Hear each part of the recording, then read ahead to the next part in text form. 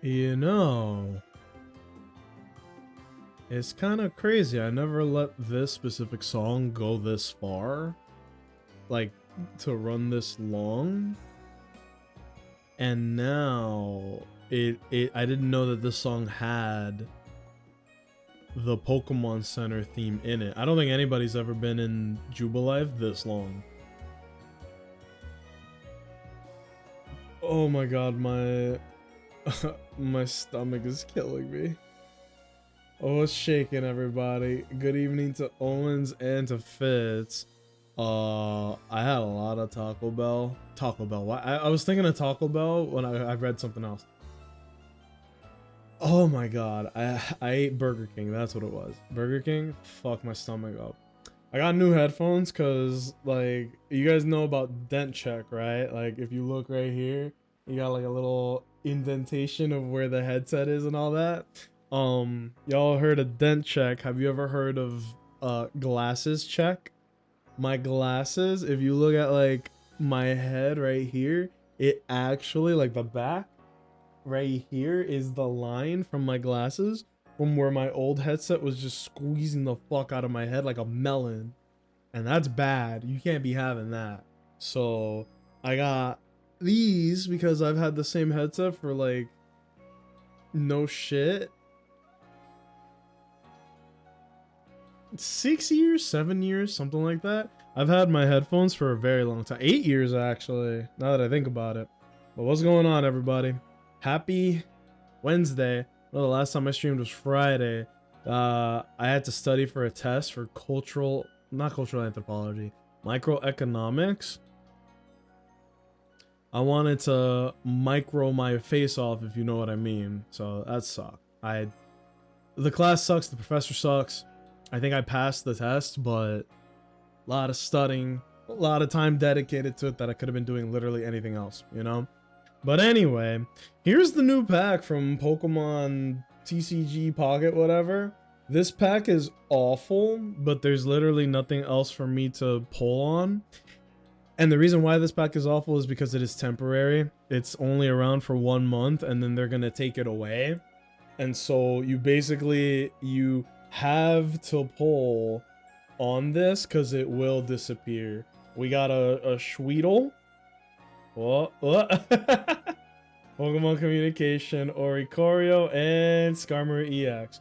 The only good thing about it is the fact that it will allow you to guarantee an EX Pokemon after every pack, which is good for like if you're not playing the game all day every day.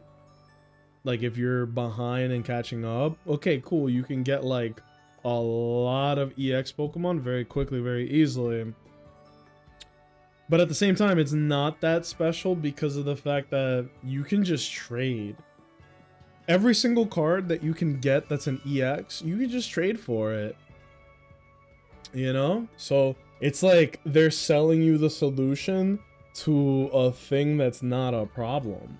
So now we got Curly Fries, Dartrix, Jumpluff, and Umbreon EX. I have both of the 2-star arts for Umbreon. I am so happy that it's like actually a pretty good card. It's a very good card. It's basically Cyrus, but a walking, talking Pokemon. That's pretty cool. Also, I've been playing a little bit more Pokemon Unite because I keep watching people play Pokemon Unite. And I gotta tell you, man, that's a fun game. I can see the frustration because it's like, man, my teammates are so bad, I could just die. I hate this. I hate them. I hate everybody playing the game right now, including myself. But when you're doing well, it's pretty satisfying.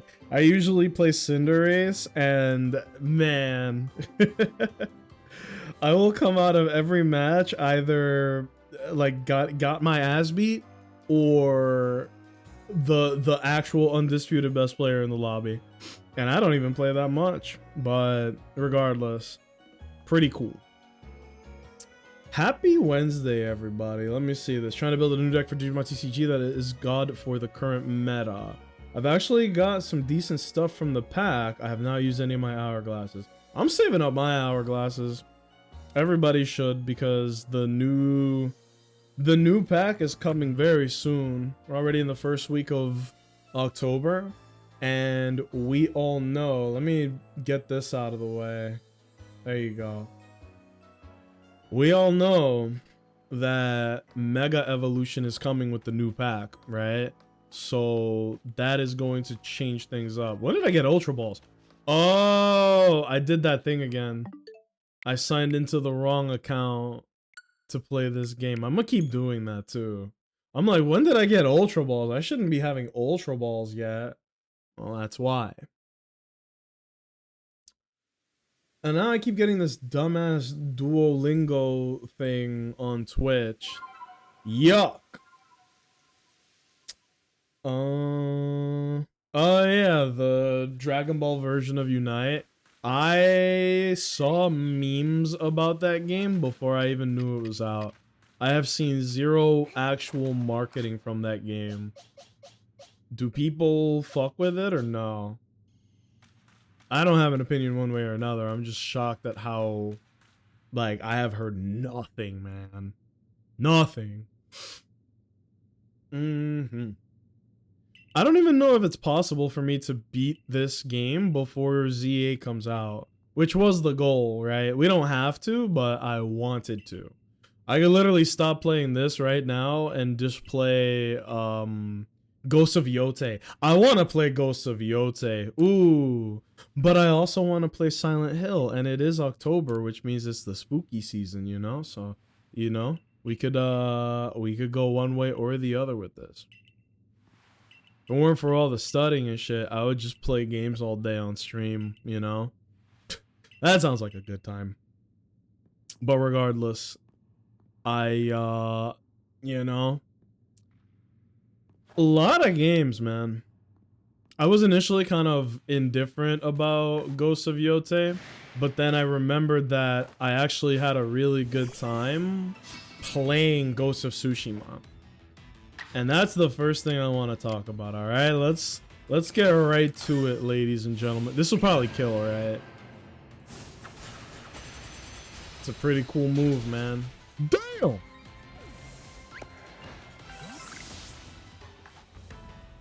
I didn't know I got iron chunks for beating these guys. That's huge. Use those for great balls. Ah, yeah! Pokeball. Yeah! Got his ass. That's the first thing I wanted to talk about is just gaming in general and everybody. Okay, let me take a step back, okay? I have observed that the amount of incel cornball bullshit in the games industry has just gone up. And maybe it was always there. Nice. Maybe it was always there and now we're just, because of the internet, we're seeing it more. Or maybe it just genuinely is on the rise, but people having really shitty opinions and then feeling, oh, that's fucked. Feeling encouraged to share those shitty opinions is kind of crazy to me. I'll even give an example because I know Fitz and Owens, both of you are here right now. And I know both of you are fucking with a specific game that has come out very recently, right? Digimon Time Stranger, I think it's called. Digimon, damn, I wanted to catch that. Digimon Time Stranger came out, right? And maybe this is going to be more specific to me. Oh, damn, I shouldn't have done that. Maybe this is going to be more specific to me than it is to you guys, but I have seen non-stop attempts at comparisons between Time Stranger and Legend ZA. And I have to believe that it's just... It's not people who care about Pokemon or care about Digimon, but it's just like content creators that want the clicks. You know what I mean? Because the way that the arguments are being presented is like the most low effort copy paste BS that I'm like, nah, anybody who cared about these games like as a fan would put in more effort than this. Because it'd be like, damn, bro, Digimon looking good this year, and then it would show like the most ungenerous footage of Legend ZA where like it's the main character. It's the same footage, by the way. And the game hasn't even come out yet. Compared to like Digimon. But the way that they're showing Digimon is very like they put Persona music on it and then it's just regular ass JRPG combat. You know what I'm saying? And I'm not like, I want to make it very clear, like, you guys know me, right? I do like Pokemon. I am perfectly fine with criticizing it because I'm not like a Nintendo dick rider. I will actually tell you, hey man, they're fucking up when they're fucking up and they're doing good when they're doing good. But what I want to talk about is how there is just this it's this fanboy or fangirl bullshit that is kind of insane, right? Like, I'm gonna tell you this, Marvel Rivals, there were a lot of people that were like, finally, Overwatch is dead! And you know, sometimes people were making jokes about it, just chilling, having a good time. But then there were some people who were just taking glee at, oh man, Overwatch is gonna fucking tank after this. And it's like, for a week when people try the new game and then things stabilize, right? But the thing I don't get from one person who plays video games to another, you can have your preferences, but why would you want a game to come out and be bad? Or why is one game coming out, you are forced to make a comparison to be like, yeah, Digimon is out and Pokemon sucks. Like, these are grown-ass adults that never grew out of that phase. And I just find it really, really, really cringe, you know? 38? Fuck it, we ball. Hello, Jedi. Hello, Sweet. What's going on, fellas? Sweet, I am like this close to buying Battlefield. Which one is it? 6? I don't know how to count, so, you know. What the fuck? Bro got 2 turns. That's pretty cool. Hunter, no. Heracross, you'll do great. 6, there you go. I've seen that everyone. I have no idea why, but I fully intend to enjoy ZA when it comes out too. That's my point, right? Like, I have Digimon fans, like genuine Digimon fans in this chat. And like, I watched Corvus play some of that new Digimon, right? Time Stranger, I believe it's called. And like, being brutally honest with you guys, what I saw did not impress me or go like, ooh, I should probably get this. This is for me. It just looked it looks pretty basic to me. And that's not me like talking shit on it. It just more like, I don't think that this game is for me. I don't really like JRPGs. I feel like they JRPGs tend to drag on. It's not a genre that I really like.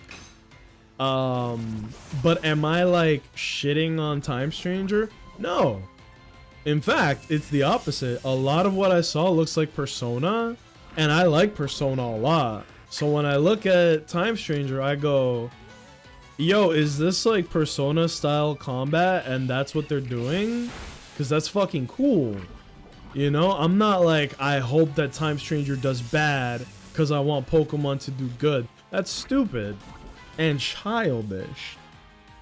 People just gotta let people enjoy their own games and stop being haters. Yep.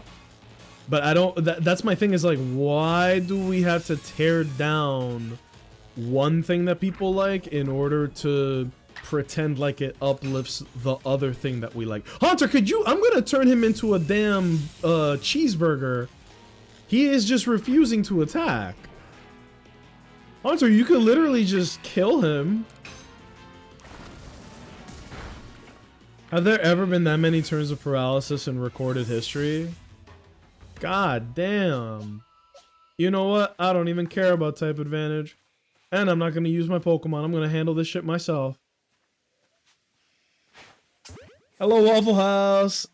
With the hype up prep play on Pokemons, I gotta get acclimated. the Legends gameplay has to rewire your brain to be good at it. It's not, this ain't your grandma's Pokemon game. This is the modern day of Pokemon. Just jumped in, but I'm gonna grab dinner. Currently hooked on the other new game that came out this week, FF Tactics. Dude, I saw a lot of people talking about FF Tactics. Again, not really for me, but I do fuck with Fire Emblem, and that looks like Fire Emblem. So maybe I play it, right? Like, maybe, you know, who knows? Like, more cool games existing is not a bad thing for the industry, so why the hell do gamers have this, like, inclination to tear down one thing that people like to uplift one thing that people like? I fucked that up. 1912 just subscribed. Oh no. Waffle House, I think you just put that bad energy out there in the world. Fellas, have you guys heard about the legendary creature known as Subula? He hasn't been spotted in over 1,000 years, but apparently there was this vampire named Subula, and he feeds off of Twitch Primes and subscriptions. That's why it's really dangerous to like just hand out gift subs like that. I do appreciate it. It's very sweet of you, but like that's dangerous, dude. That is very dangerous. You never know. Wait, I fucked that up. Hold on.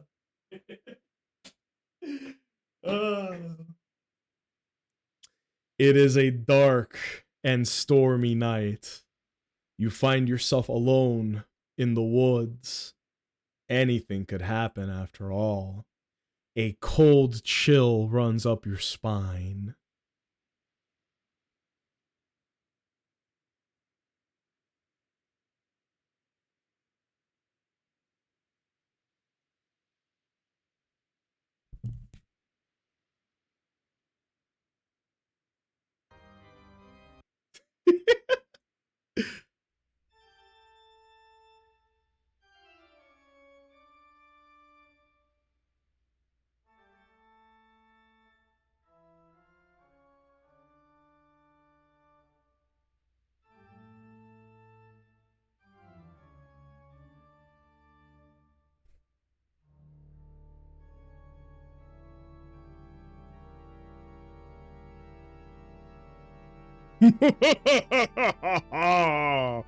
You foolish mortals!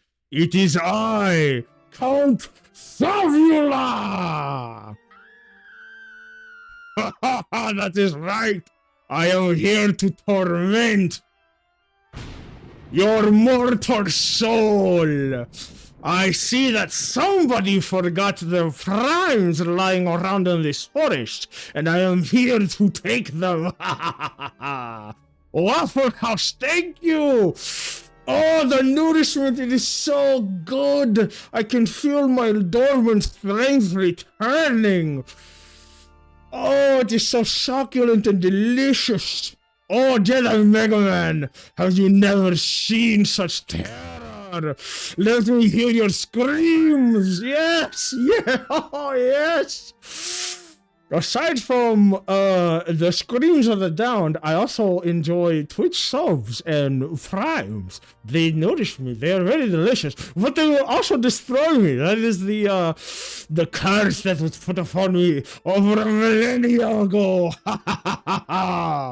I have possessed this handsome mortal body, and I am here because only once a month out of all the months of the year, this is when I am able to be summoned. It is October, when people's belief in me is at its peak, and their fear is at its strongest. Oh, look at me, I'm salivating. Not because my teeth are too big for my body, but because it's just, I'm famished. I'm absolutely starved. Feed me more subs and primes. Oh, it's so good. But no, it is, since I am here, why would you ever want to rob somebody of the things that they enjoy? They are not hurting anyone but choosing to play certain games and are finding their happiness in a world filled with hate and hurt.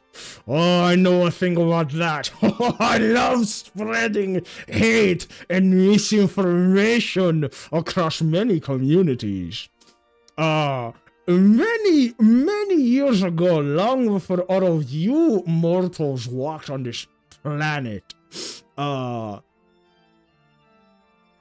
when a certain thing happened in One Piece, there was a transformation that happened, right? And a lot of people, they were like, this is the transformation that will destroy the internet, right? And so, they were talking about how, like, I'm just gonna kind of talk about it a little bit. When a certain character in One Piece achieved a new transformation, a lot of the community was saying, this is going to shit on the transformation of Dragon Ball Z. And in my opinion, I was like, it's good, but why does one negate the other? Why does one, like, cause the other one to be, bad? Both can exist. There is not a shortage of content out there. But you know what there is a shortage of? Is Twitch subscriptions, and I'm starving. Get over here.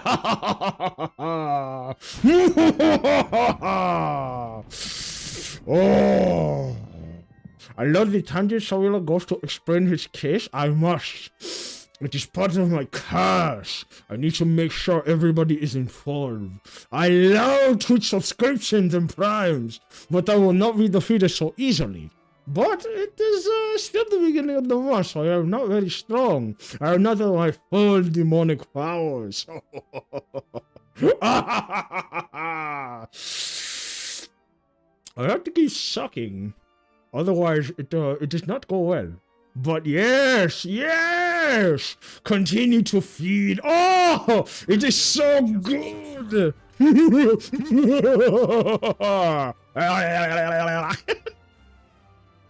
I dropped them. Where they went? Where did it go? Oh, I actually don't know where they went. Hold on. What the fuck? Wait, what the fuck? Where did they literally go? Oh my god. What?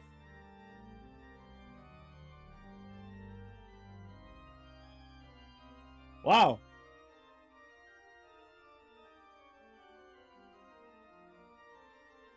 Oh my goodness. Oh. Why does my mouth hurt? Oh man. That's so weird. Guys, how did I end up in these robes? Huh.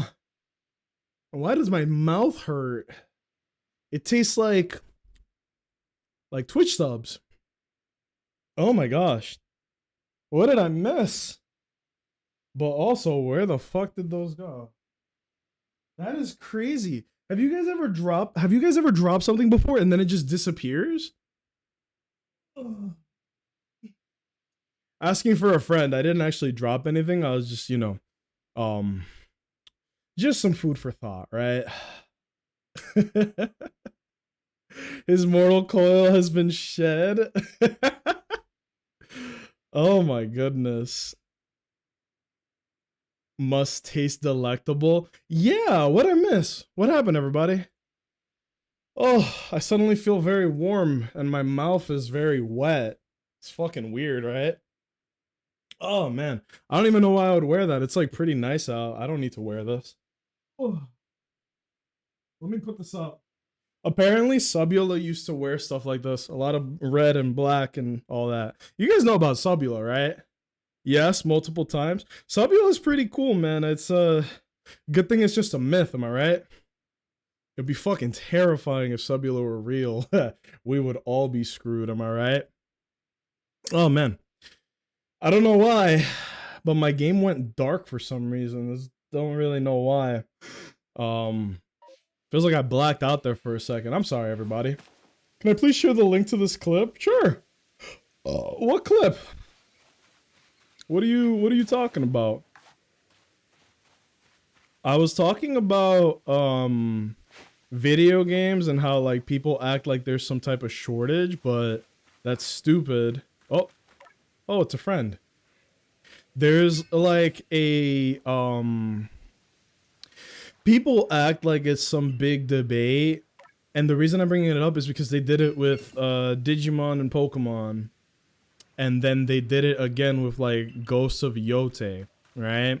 A lot of people want that game to fail, and I think the reason for that is pretty like ass backwards to me, because it's like, what is Ghosts of Yote? It is the sequel to Ghost of Tsushima, which was an incredible game that I don't remember a lot of controversy and bullshittery about, right? Like, I think everybody was unanimously just like, damn, this is a pretty fire game, right?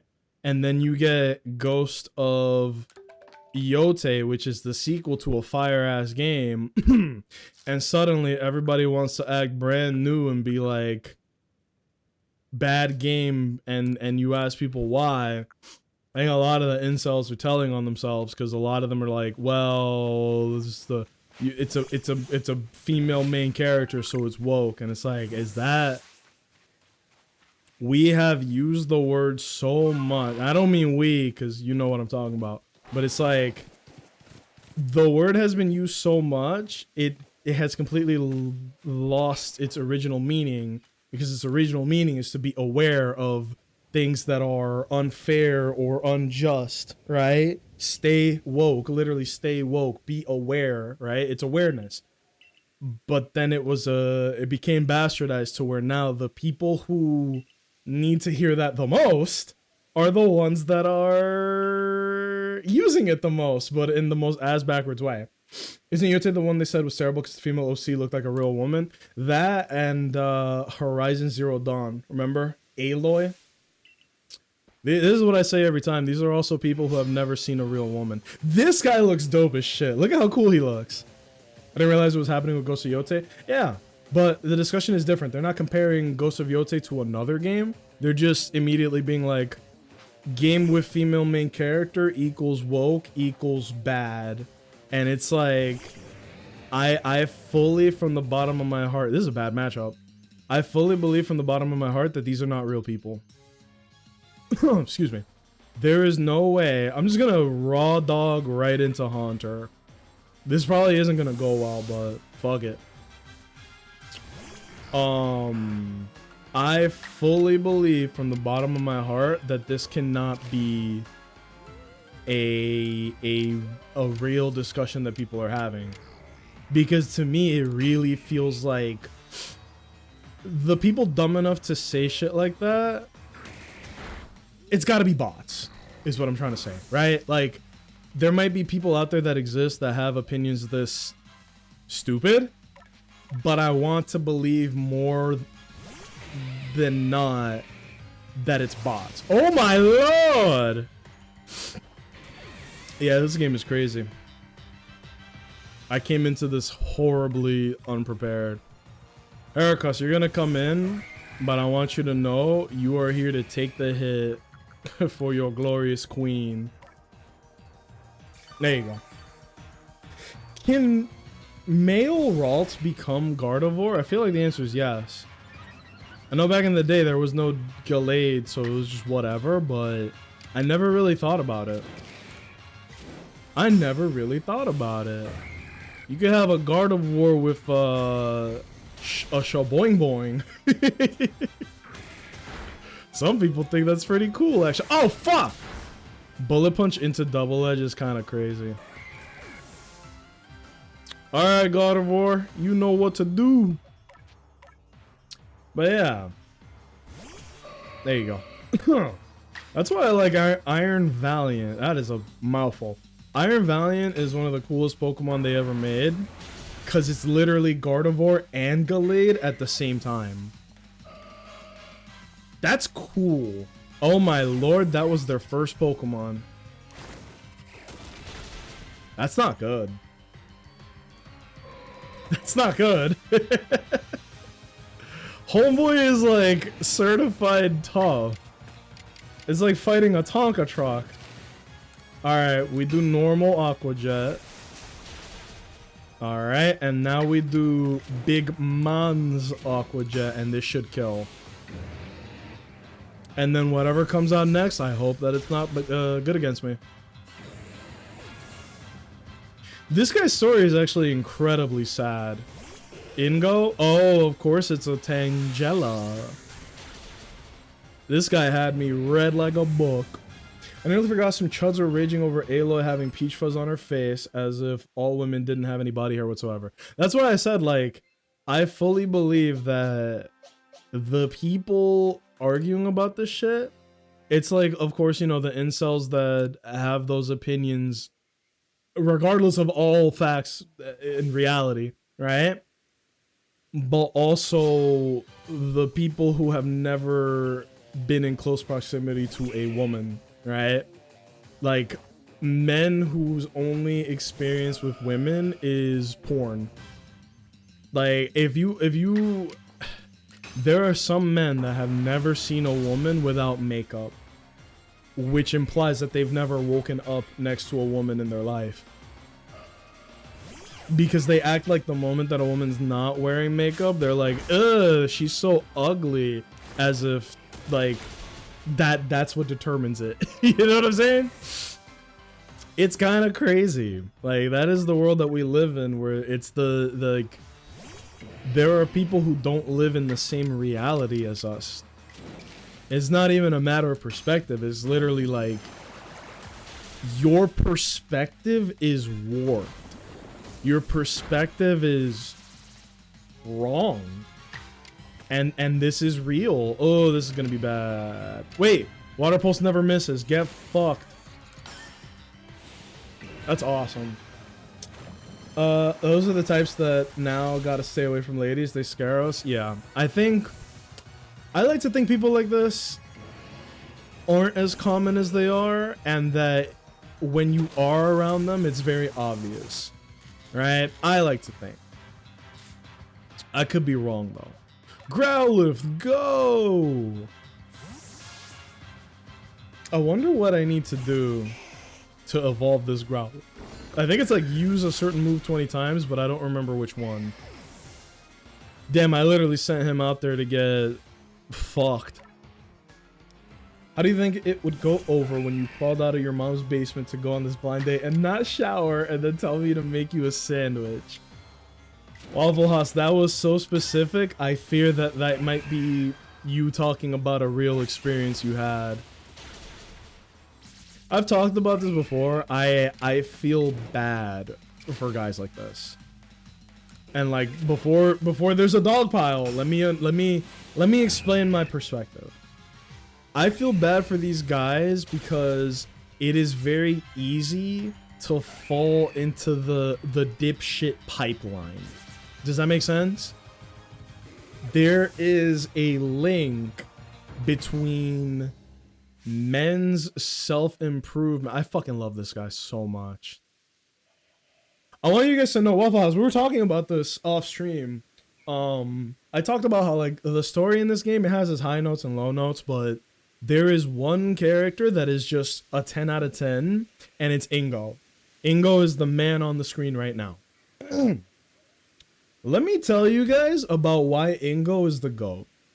He is the co-leader of the Battle Subway in Gen 5, which is Unova, which means that he is either a former Pokemon champion or on par with a Pokemon champion, because they only allow, typically, champions to be the heads of battle facilities, right? That's like a lore thing. It's a little deep lore, but it's not like too deep lore, right? This guy is above and beyond a huge majority of trainers. He's a very powerful trainer.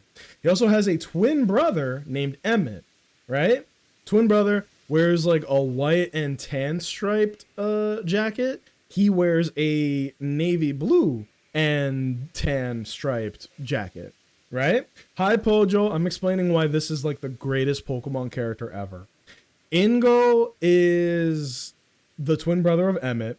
These two guys are the leaders of the battle subway. They are incredibly strong Pokemon trainers, and they also have a really good bond.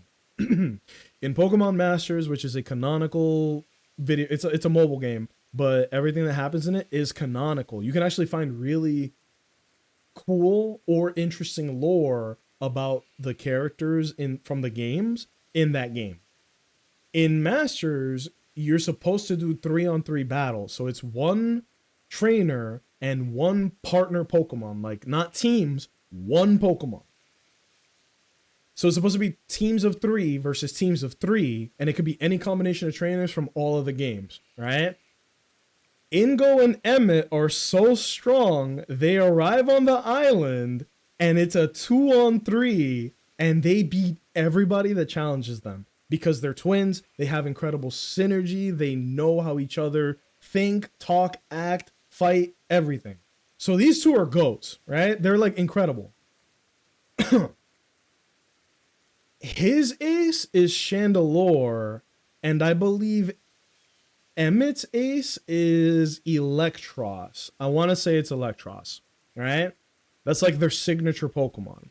And so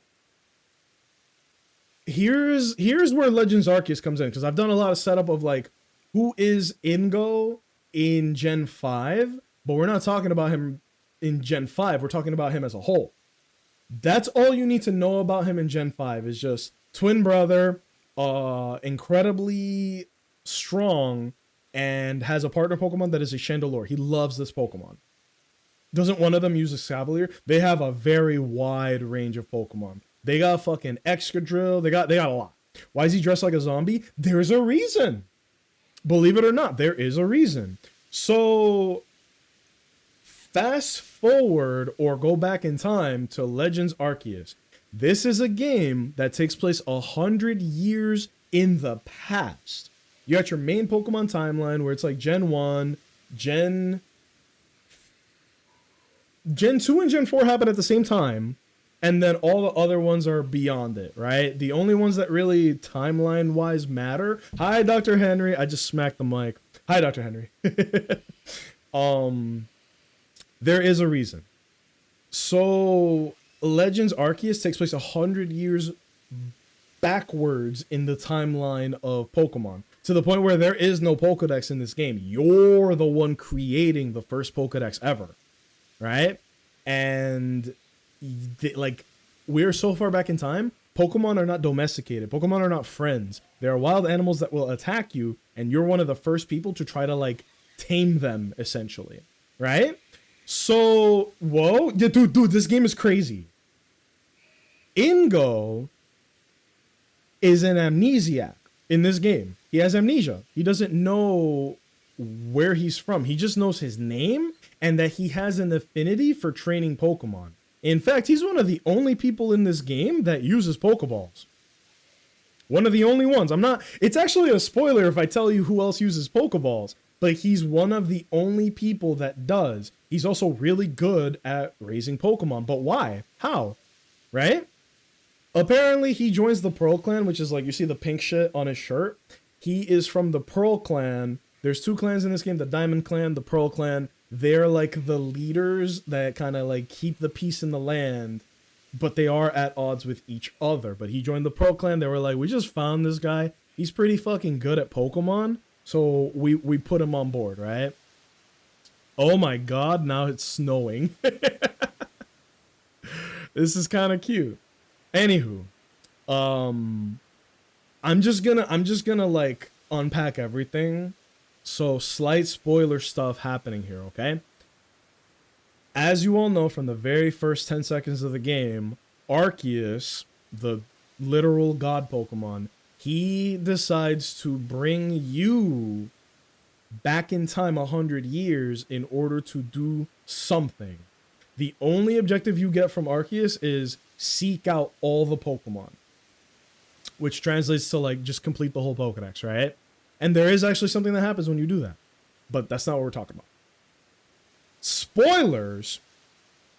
You're not the first person that Ingo sends back, or Ingo. You're not the first person that Arceus sends back in time.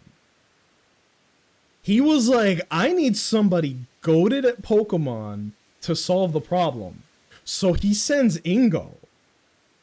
But Ingo is intercepted by a sinister force. I'm not going to spoil that because I want to get to that point in the game so that I can show you guys. I'd rather show, not tell.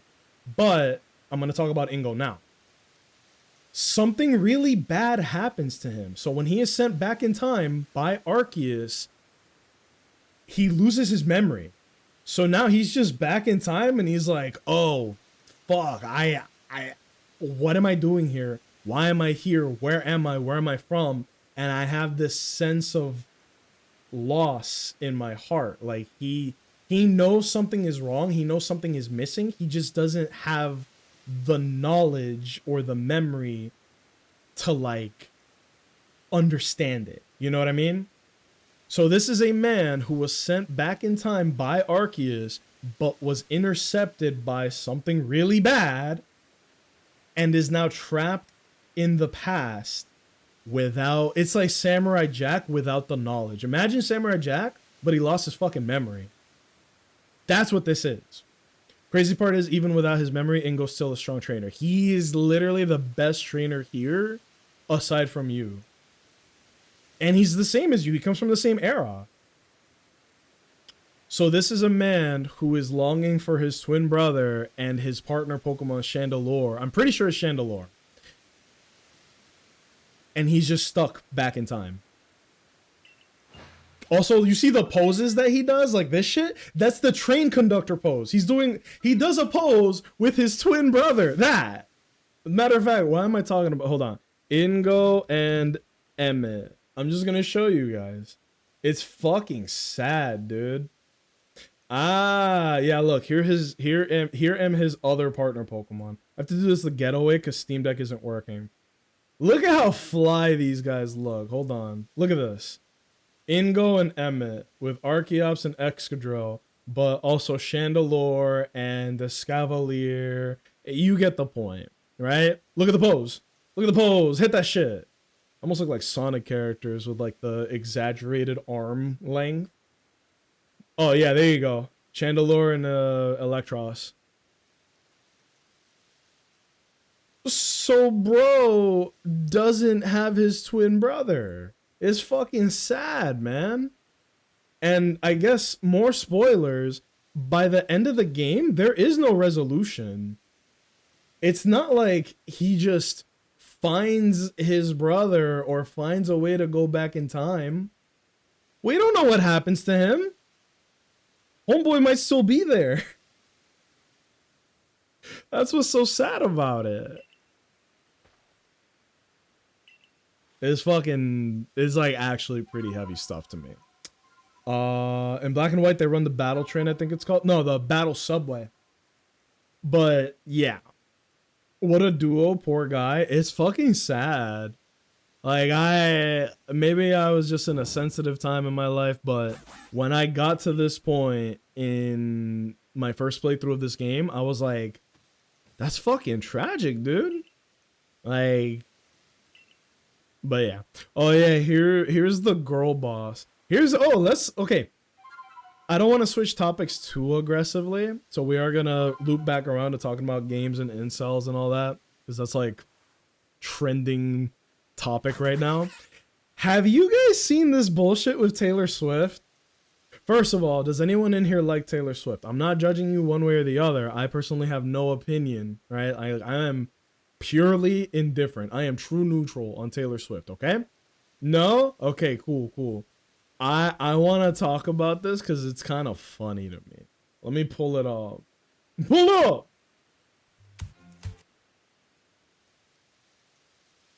Hate, not hate, that's too strong. You don't fuck with Taylor Swift, I'm assuming. You just don't fuck with her. Let me pull there was a came out with what might be considered like, well, easily her worst album yet. It was very polarizing. The way a lot of people feel about Taylor Swift is the way that Taylor Swift fans feel right now about Taylor Swift. Does that make sense? Let me switch to my other monitor. This is just my TikTok. This is the first I saw of this. These lyrics are so bad. I'm warning you guys right now. These lyrics are so bad. I don't want to say them because they make me cringe. Like, if you take it and put it on paper, you cringe like a motherfucker. I don't honestly remember the last song of hers that I actually liked. I liked Trouble when it came out, and then I outgrew it. But Did your girl boss too close to the sun? Did they catch you having far too much fun? Come with me when they see us, they'll run. Something wicked this way comes. and then the lyrics are like, good thing I like my friends canceled or something. It's like, for the person in this country, maybe the whole planet, the person with the most broad mass appeal on the planet is talking about cancel culture. Shut the fuck up. That's that romantical dinner. Bro, I think you see this. Hold on, where was it? This. I think the lemon would be too much seasoning for her. The lemon, she'd be like, this egg is too spicy. Is this AI? Dude, it feels soulless, which is why I'm assuming you think it's AI. It feels soulless. That's about as much as I can show though, because like apparently people are getting copyright strikes for like listening to the song, right? But dude, this is, listen to these lyrics. And then the comments are hilarious. Like, something wicked this way comes. It's like POV how Taylor felt writing this. Yeah, this is my favorite one. They keep saying, did you girl boss too close to the sun? These lyrics are so ass. Far too much fun. Come with. Did your girl boss too close to the sun? Did they catch you having far too much fun? Come with me when they see us, they'll run. Something wicked this way comes. They're roasting her, man. That chicken isn't great. Pollo has too much spice. It's, let me see. Is that just oatmeal? I fuck with oatmeal. Watch your tongue. Something wicked this way comes. I love these. The lemon was too generous. It's like the boomers discovering crappy filters for the first time, but with lyrics. That's a pretty good comparison. But everybody's on this shit, bro. Look.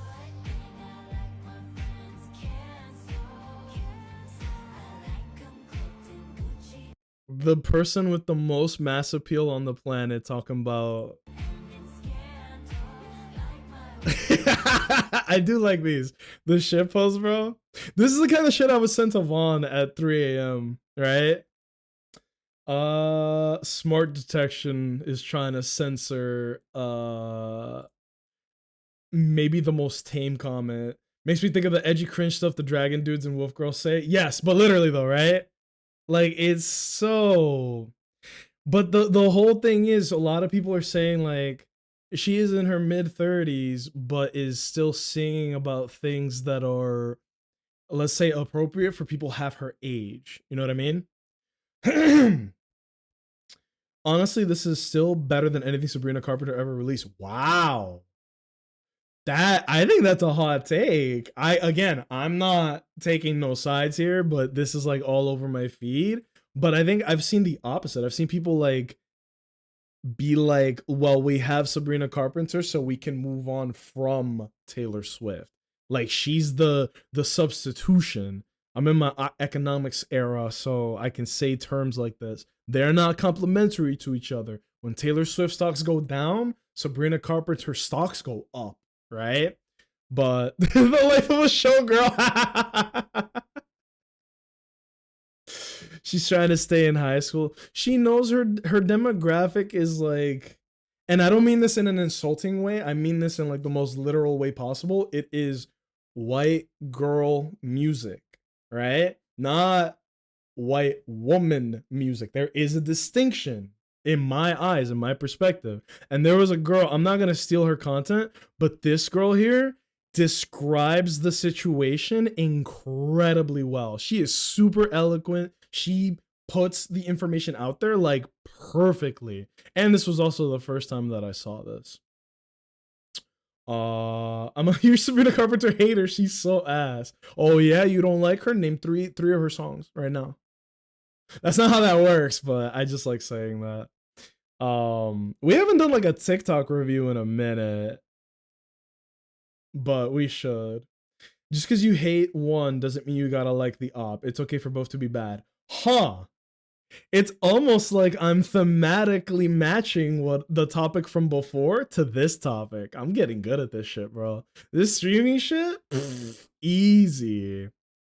Fellas, I need a 2-paragraph essay talking about how gamers tearing down things that they like, and Taylor Swift and Sabrina Carpenter. What is the common thread here? Espresso Manchild something. That's more than I know, dude. I don't fucking know. All according to plan. I'm getting good at this shit. I like to think I'm getting good at this shit. Here's one for my Spanish speakers. This had me crying. Le prometí a Vegeta que volveríamos a pelear, así que no interfieras. A este tipo lo he visto en alguna parte.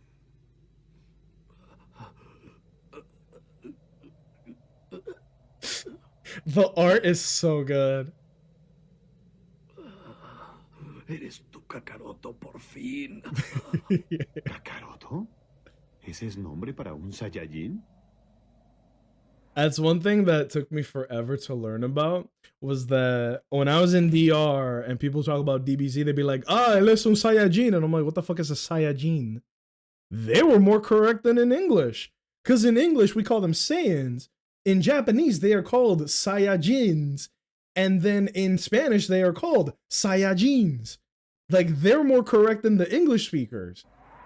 But this shit, no, bro, look at his face. ¿Eh? ¿Es él?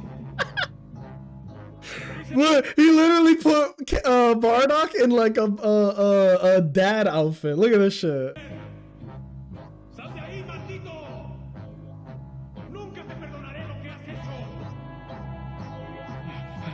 ¡Vamos, Freezer! ¿Qué esperas? ¡Pelea conmigo! No dejaré a ningún Saiyajin con vida. Also, the Spanish speaking, it's just relaxing to me, honestly. Oh, I wish I was good at Spanish. You love chicken and corn? Oh, yo te amo arroz con pollo. Yo te amo arroz. That means, no, that's grammatically incorrect. Te amo means I love you. Yo means I. So you're saying I love you, rice and chicken. If you put a comma after saying amo, that might be a real sentence. Yo te amo arroz con pollo. Like you're speaking to the rice and chicken. Qué tonto eres. Deberías estar en silencio y temblando. Puede que sí. I love this shit. ¿No? I don't know if this is the original dub or if this is a guy doing a good job. I actually can't tell. Ese no es el Kakaroto de siempre. Finalmente pudo sobrepasar los límites de su fuerza. Damn! Eso significa que... You get the point. We're not gonna watch the whole thing, but good lord. This is the kind of shit you see on YouTube in 2013. I'm obsessed with these. I saved a couple TikToks for you guys. We got let me see. This is not new, but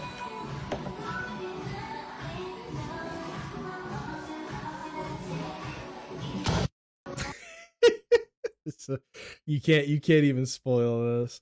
And then more Taylor Swift hate. You love to see it. Oh yeah, here. Did your girl boss This is the girl that has GERD. So she literally sounds like Naruto. My girlfriend thought that she was making it up. She's not. too close to the sun? Did they catch you having far too It's so edgy. much fun? Come with me when they see us, they'll run. Something wicked this way comes. That shit hit. But if you guys don't know, this is literally the girl that sounds like Naruto. I'm just gonna pick a random one. Throw me to the wolves. They'll come back pregnant. Okay, I didn't know she was gonna say that. That's literally what she sounds like. Like, she's not making a voice. She's not straining her voice. It's actually just what she sounds like. So she takes full advantage of it, but I'll pick a random one. I just need her to talk. So I have a lot of new followers. A lot of people are asking, like, what is wrong with your voice? Why do you sound like that? You can stop doing the voice now. You can stop doing the voice now. You can cough if you need to. That's just what she sounds like. From when I was younger. Yeah, she's awesome. I've watched I her think stuff honestly, quite it's a probably bit. just my GERD. Even like the past like 3 years, it's declined. You do go back on my YouTube channel even. You get the point. And then she did this video, which is pop the fuck off. Did your girl boss And then everybody's like, "Are you Naruto?" She's like, "No, but you can see the, the fuck is a GERD? It's like when the acid in your stomach goes up into your throat, right? GERD is acid reflux to a more extreme degree. I'm trying to remember where it goes, but yeah, can burn through the esoph. But now we need to cleanse ourselves from Taylor Swift. I'm gonna show y'all some real fucking music. Glad you don't know me, brother. Me wanna carry good race and peace right now. Big up me, brother. The bad man wanna eat some food that Taylor Swift is out. This guy is in. you got there. One, give me a carry good for me feeling irate. Give me a carry good for me feeling irate. Me wanna eat a little carry good race and peace. Me wanna eat a little carry good race and peace. Me brother, one, give me carry good race and peace. Me brother, one, give me carry good. Blood glad you don't know me, brother. Me wanna carry good race and peace right now. Big up me, brother. The bad man wanna eat some food. Oh. One, give me a carry good. Bumbuckler! Me wanna eat a little carry good race and peace. Me wanna eat a little carry good race and peace. Me brother, one, give me carry good race and peace. Me brother, one, give me carry good. That's my favorite part. When he fucking just screams. It's so good. Hey man, I'll take some of that curry goat rice and peas. Hey man, I'll take a curry goat rice Oh, and it's peas. so Blood good. glad you don't know me, brother. Me wanna carry good race and peace right Guess what? You could do this to anything. and peace. Me brother, one, give me carry good. And peace, me brother, one, give me carry good. That's the end of it. My bad. And peace, me brother, one, give Wait, what the fuck? and peace, me brother, one, give me and peace. Oh no, did something happen to this? It was like a really good remix. Oh, there we go, there we go.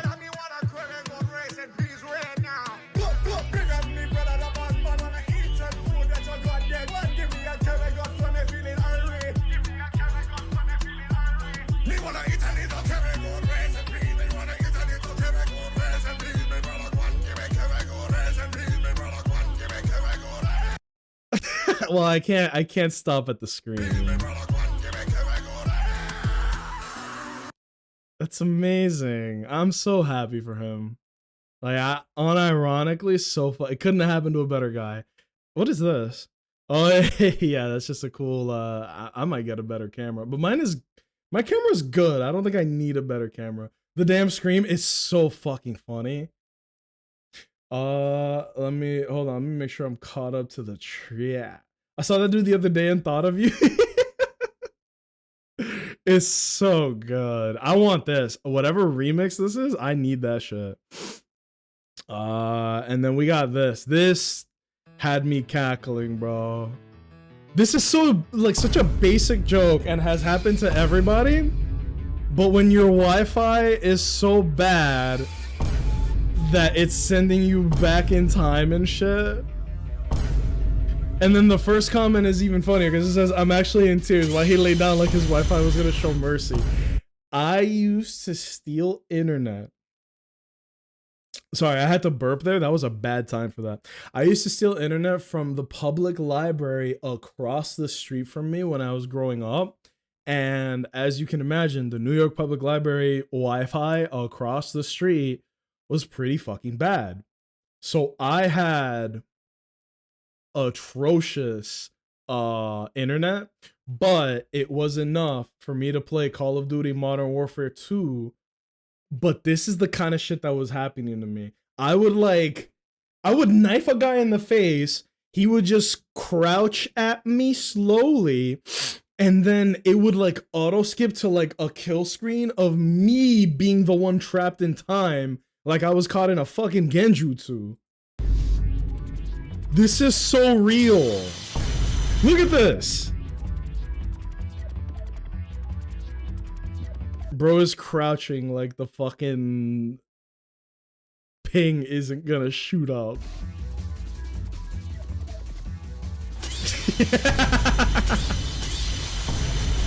Like, that's good. Whoever came up with this, that's good.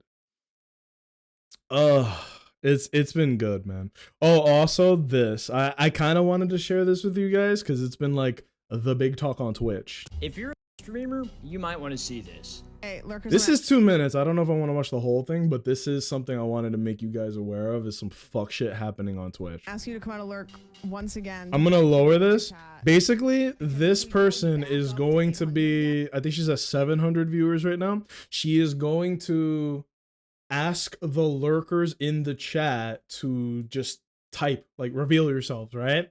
And then I'm gonna be like, her live count is gonna shoot up from 700 to 900 because of the way that Twitch is counting lurkers, right? It's like they want it both ways. They want you to have low viewership and low payout if you're a streamer. But on the other side, they want to be able to show their advertisers like, bro, we have so many people on the platform. So they're trying to fuck you both ways. Now, the only thing that's good about Twitch is that I can talk about how Twitch sucks and not get struck by lightning. Oh, they're hitting the Homer Sexo. They got... Yeah, that's a good emote. I didn't notice that. But yeah, it's fucking crazy. Oh, are you using Bezos tactics? Yeah. It's bad. It's very bad. That's dirty play. Yeah, no, it's fucked, dude. But haven't you guys noticed? I don't know what's happening right now where my viewer count is like shooting up. I think it's because I'm watching literally anything but gameplay does well on Twitch. But if you guys haven't noticed, I think it was like early August or mid-August. I don't remember, but the numbers on Twitch have been big down. They were trying to do like a big bot purge that affected a lot of big streamers who were view botting, but probably affected smaller streamers that were trying to view bot as well. User list only shows 10 people, with the viewer count is 15. That's a problem too. Exactly. But it only but the way that that works is different because apparently I looked into this and this guy, see if I could do this. This guy has some pretty good stats on it too. Where this is like a Twitch streamer guy that makes content. Yeah, see, internet news, stream tips. I actually like shit like this because I don't have the time to look into it, but the way that Twitch counts viewers has changed drastically from how it used to be a couple months ago. But then they fixed it. Or not that they fixed it, they rolled it back because there was too big of a dip on viewership on Twitch because a lot of it was fucking bots.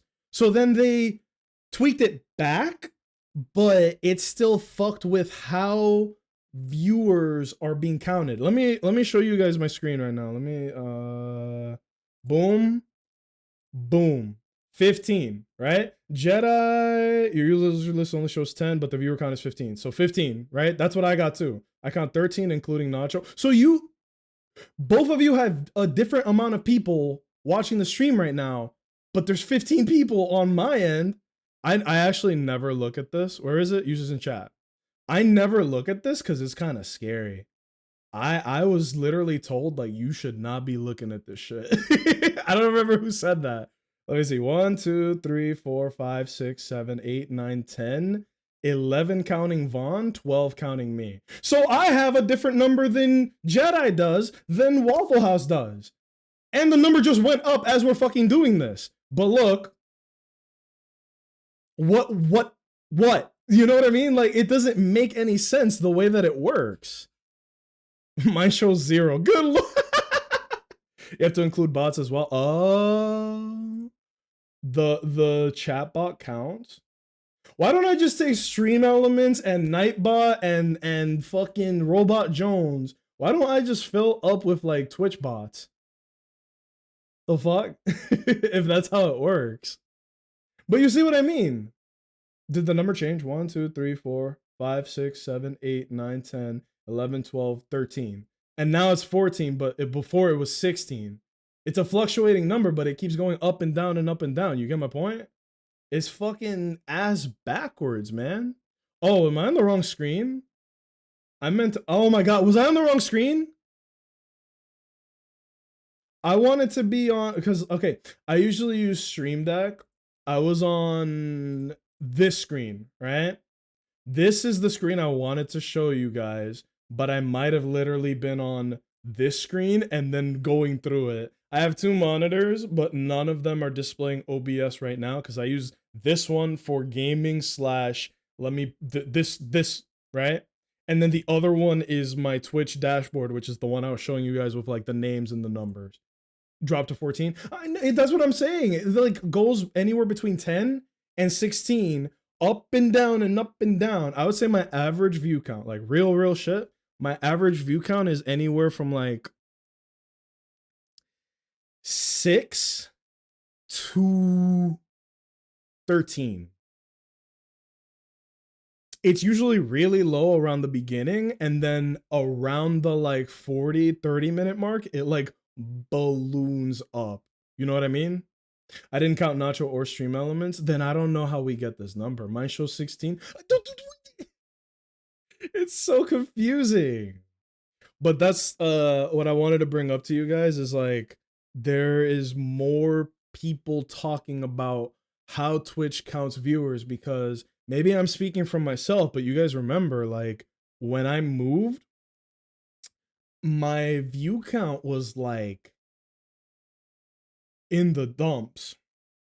Respectfully, it was like 2, 3, but there would still be people chatting. It'd be like there are more people in the chat than there are viewers. And I thought it was a me thing. I was like, oh fuck, dude, the stream is dying. Dying rose emoji, you know? But I don't think that it was, this is like 2 separate things. Stream wasn't doing well, but it had nothing to do with Twitch as a whole. But now, around the end of the summer, both things are true, if that makes sense. You know what I mean? Like, how do I explain this? There were a lot of very big streamers that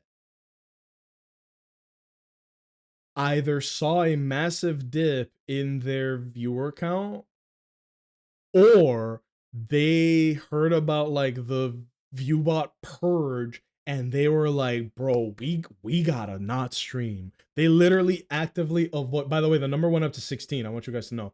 They literally didn't stream in order to not get caught viewbotting. You get what I'm saying?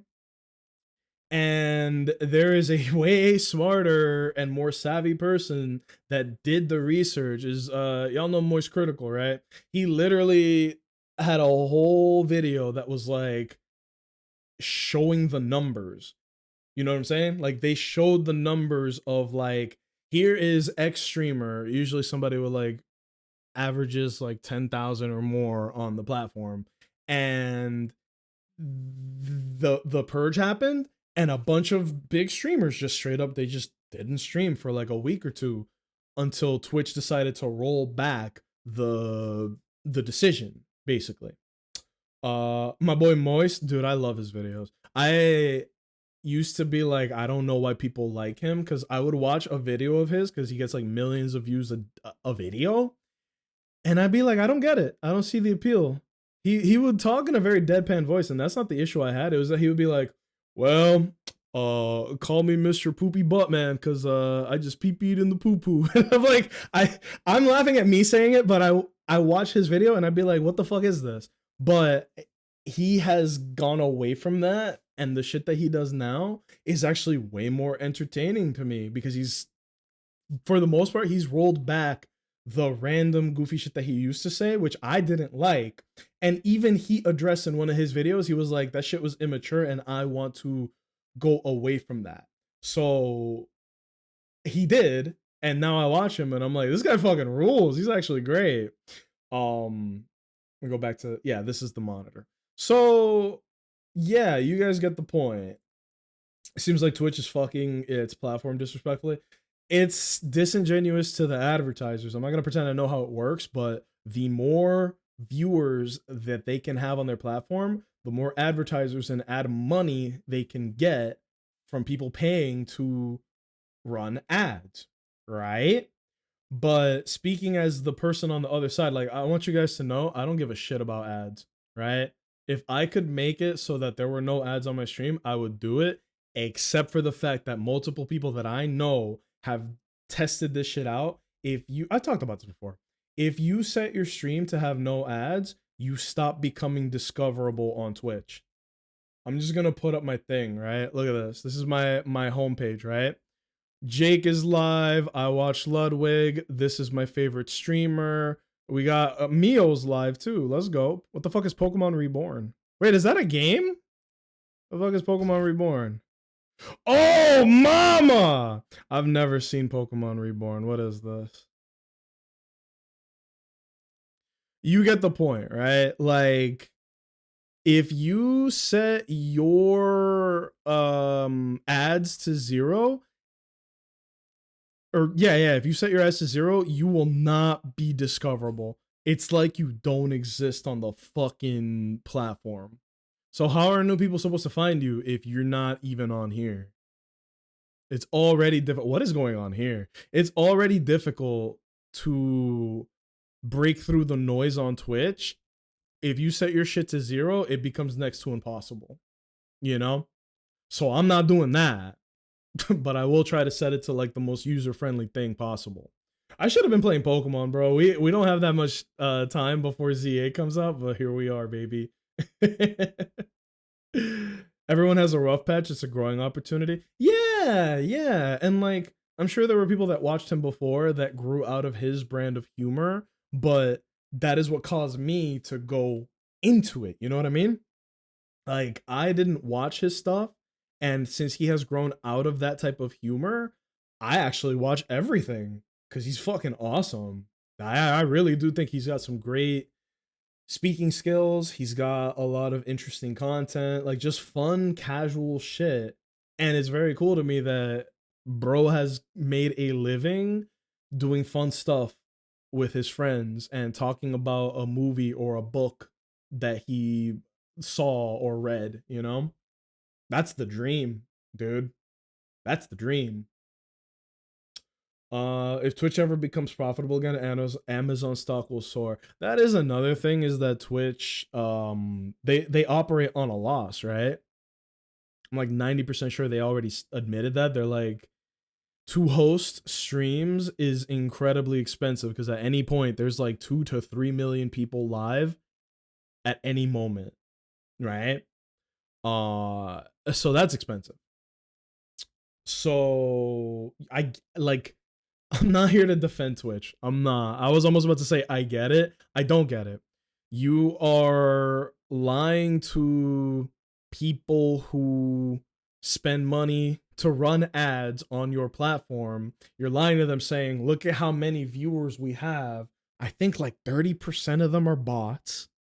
And then you have all of the streamers who are infinite amount of reasons as to why you stream on Twitch. But some people treat it like SoundCloud rapping, where it's like, bro, I just need my big break. I just need my big break. Regardless of your reasons and who you are,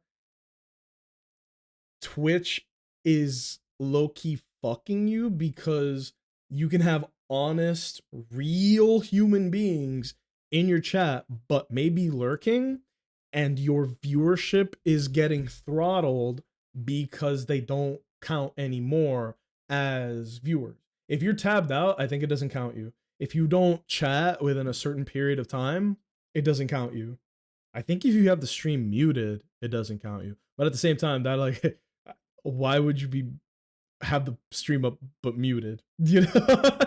So sometimes when I would lurk on other people's streams, I literally would put it to like, oh no, but I have to do something. I put it to like 1 or 2 on the volume, like the very lowest thing, but never muted, because then it doesn't count. You know, like I'm all about supporting the homies, but Twitch is like, no, fuck that, fuck you. So then they pay you out less because there's less ads being seen by people on the platform. You know what I mean? Twitch used to be profitable before the Amazon purchase, but since the purchase, it became less and less profitable. In the negatives. Yeah, pretty sure it operates on a loss. But yeah, this guy talks about it quite a bit. Where's the video that we just saw with the girl? Oh, it's right here, right? If you're a streamer, you might want to see the time. Yeah. She goes from 769 to 964. And it's because, yeah, unlurking to say hi. It literally jumped 60. I'm not going to do that now because, like, I'm not here to prove anything. And I'm also such a small fucking streamer. It might bump up like 1 or 2 people, but you get the point. And then it scales. I've seen people who have average like maybe 900 or 1,000 viewers. And then when they will run a game on stream and the number will shoot up from 900 viewers to like 1,500 or 1,200 or 14, whatever. But it jumps well above 1,000. And that is a big difference because that number will make a difference on how high up it goes on your recommended, you know? Just something to think about, right? I used to think a lot about this type of stuff, about like Twitch and streaming and all that, but volume has to be above 25% and you'd have to mute tab, not player. Ah, I didn't know that. Volume has to be above 25%. Whoops. Damn. I would put it way lower than that, and you'd have to mute the tab, not the player. So if you mute the player, it doesn't count you as a viewer, but if you mute the tab, it does. That's pretty shit, dude. That's pretty ass backwards if you ask me. What is this? Oh yeah, this is pretty cool. Something's wrong with my TikTok. I just played that video and it didn't play it back.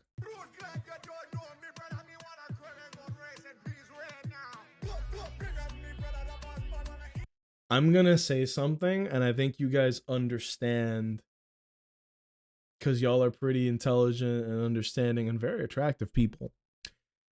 I liked this album. Drake Views, the one where he's like on the Seattle Space Needle and he's like standing like a GTA character. I liked this album. This album came out when I was in Japan and in a pretty rough time in my life. There were rougher, but that was like one of the rough times. And that album came out and like 80% of the songs in that album were bangers, including One Dance. One Dance is just a good song to turn on, turn your brain off, and just relax and have a good time. You know what I mean? I'm gonna be honest, I don't know if I've heard it. It's good. It's honestly a good album. They got One Dance, they got hold on, Views, Drake. It has been a long time, but I'm trying to remember the songs on it. I'll tell you the ones I did like rather than, you know, Hotline Bling. Holy shit, Hotline Bling came from Views? I know he dropped that as a single, but then Hotline Bling was from Views. Yeah. Hotline Bling, One Dance, Controller, that was a good one. Too Good was good too. Yeah, those are the ones that I remember. I know when that Hotline Bling, it can only mean one thing. Yeah, You With Me. That was a good song. You With Me, Feel No Ways, With You, Still Here, Controller, One Dance. That is 3 good songs back to back. Fuck! and then Hotline Bling. Damn, it's a good album. Like, it's solid. I don't fuck with Drake. I don't agree with his views, but separating the art from the artist, pretty good album. I do want a Goat Curry album. Imagine the whole Views album, but remixed with this guy. But listen to the background of this song. That is Views. It's a great album. Ba-na-na-na-na-na. Ba-na-na-na-na-na. It is a beautiful song, man. This is a remix, though. This is not the original beat, but it's very close.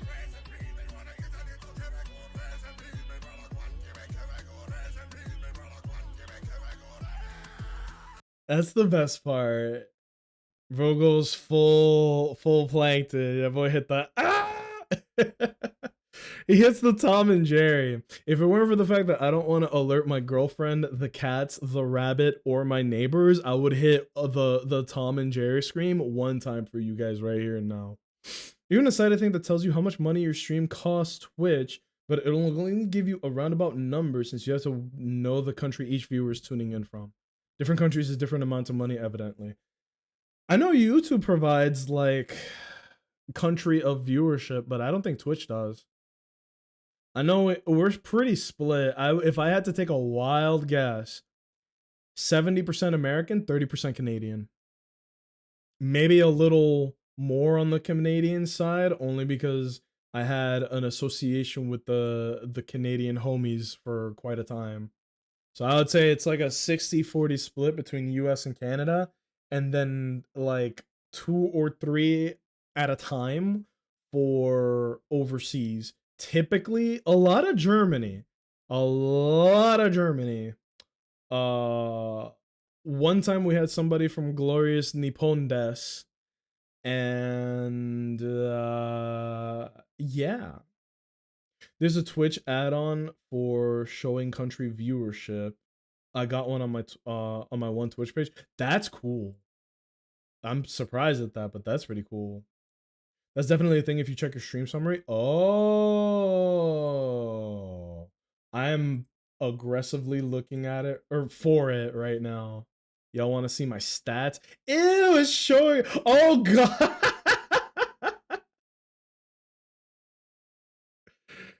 I opened it up. Here's the first thing it showed me. Oh my god. There is some stuff that I can't show on here, so I'm going to be very careful, but actually, let me not show this at all just cuz I don't want to get in trouble.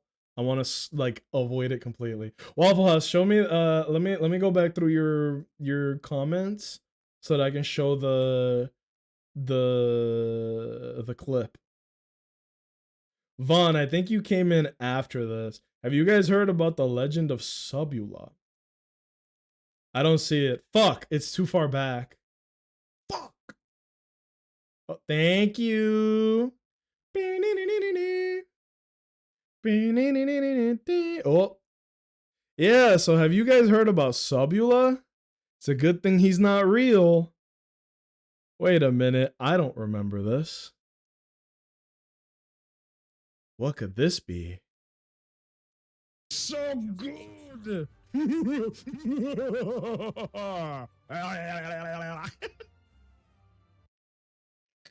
That's awesome. Oh no. Is that what I sound like right now? Fellas, if my mic is too loud or it's peaking, that is a problem and we need to fix it. I can lower it just a tiny little bit. Just let me know if that's like good enough or not good enough, and we'll go from there. I've been fucking with my mic a lot. Like a lot. That should be okay. You sound okay to me? Okay. Maybe it's just on like recording or something because it just sounds off. I have to fix it. Was that Subula? Unless you're Tom and Jerrying. Oh, you mean like this?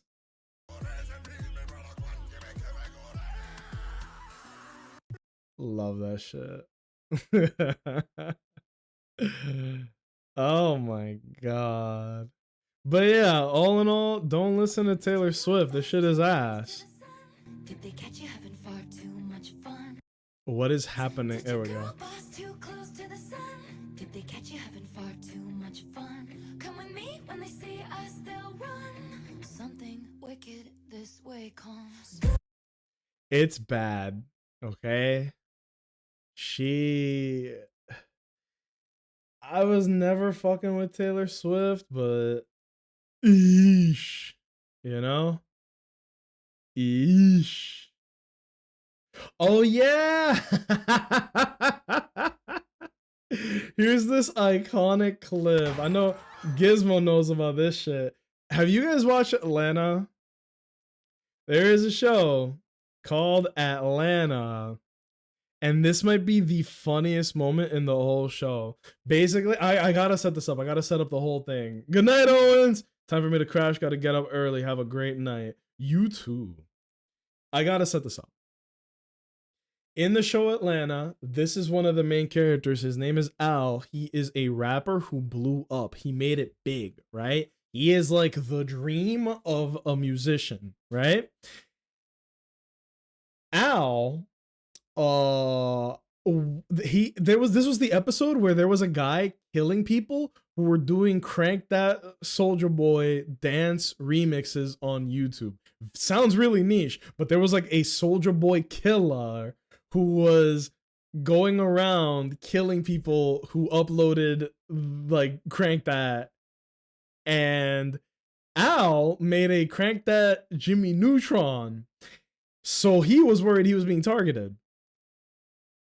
And throughout the whole episode, they keep showing this like, it's like a Spanish looking kid, like kind of young, and they keep like the show keeps cutting to him like he's at a dead-end job. He wants to become a musician. He gets into like discussions with his girlfriend who's very supportive. And like the show is kind of trying to lead you to believe that this aspiring musician, he might be the Crank That killer, right? So he's at the mall and this random guy just starts shooting up the place, and Al is like, dude, it might be him. It's the Crank That killer. I'm just gonna play the clip from here.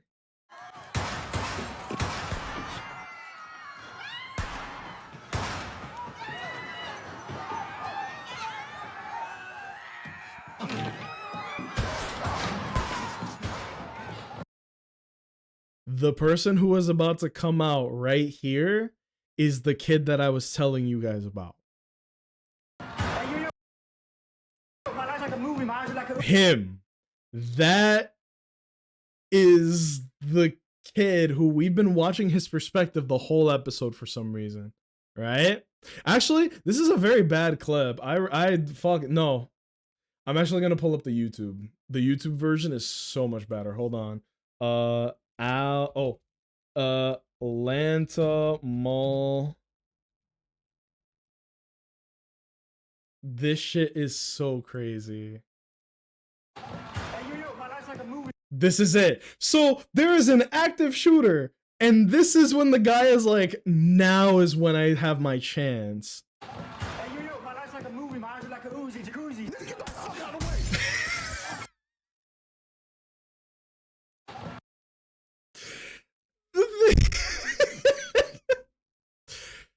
The fact that the episode followed him around like it was serious. 1.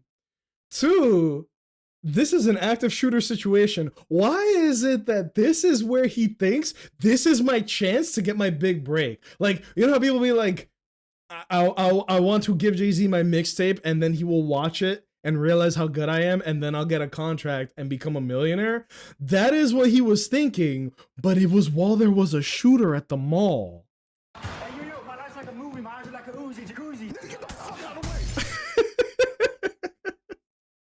And I'm pretty sure the comments are gonna say the same thing. Yeah, love how they built this character up just for this joke. That's what I. Whoa, geez, what did I do?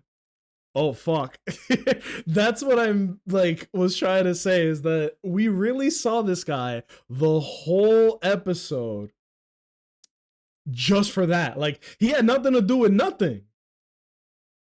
But it was just for that joke. Yeah, my life's like a movie, my eyes like a Uzi jacuzzi. Imagine a random guy shooting at you, random people pulling their Glocks and returning fire. Yeah, that's like one of the best parts of this whole thing. The guy was at the mall and started shooting at everybody, and then like 4 different people pulled out their guns to shoot back at him because it's in Atlanta. That's pretty funny. And as you're running for your life, a kid jumps in front of you and starts rapping.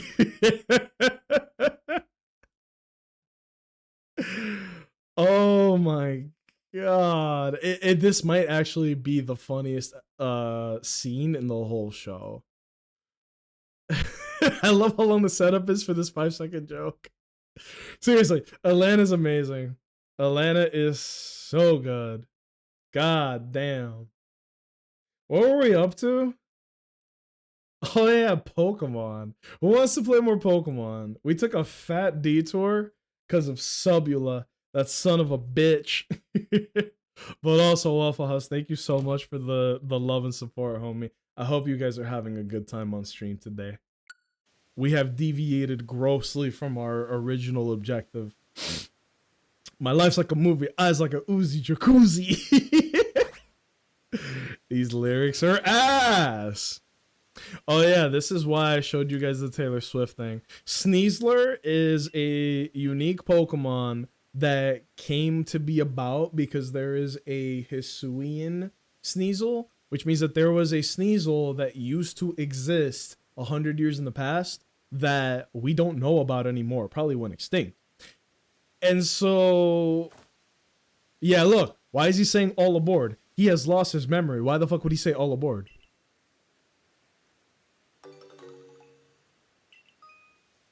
Yeah, Sneasler's good for climbing ledges. It's actually really useful. That son of a bitch.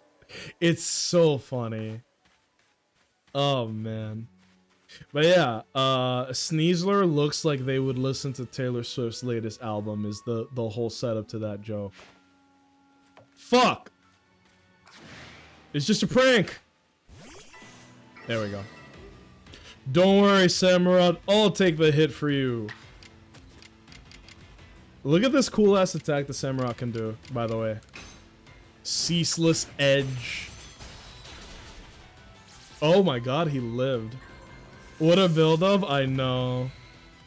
If you guys haven't watched Atlanta, it's worth it. That 3rd season is a little weird. It's very polarizing. I'm not gonna say like how or why, but it is very strange, but absolutely still worth watching. It does not take away. And then it just makes the 4th season like all the sweeter, if you ask me. Atlanta might be one of my favorite shows ever. What have you guys been watching, by the way? Me and my girlfriend finished the entire Fast and Furious franchise, except for the ones that you can't watch on streaming platforms. And what else? We've been watching a lot of stuff. Yeah! Gotcha. That's not a catch. Gotcha!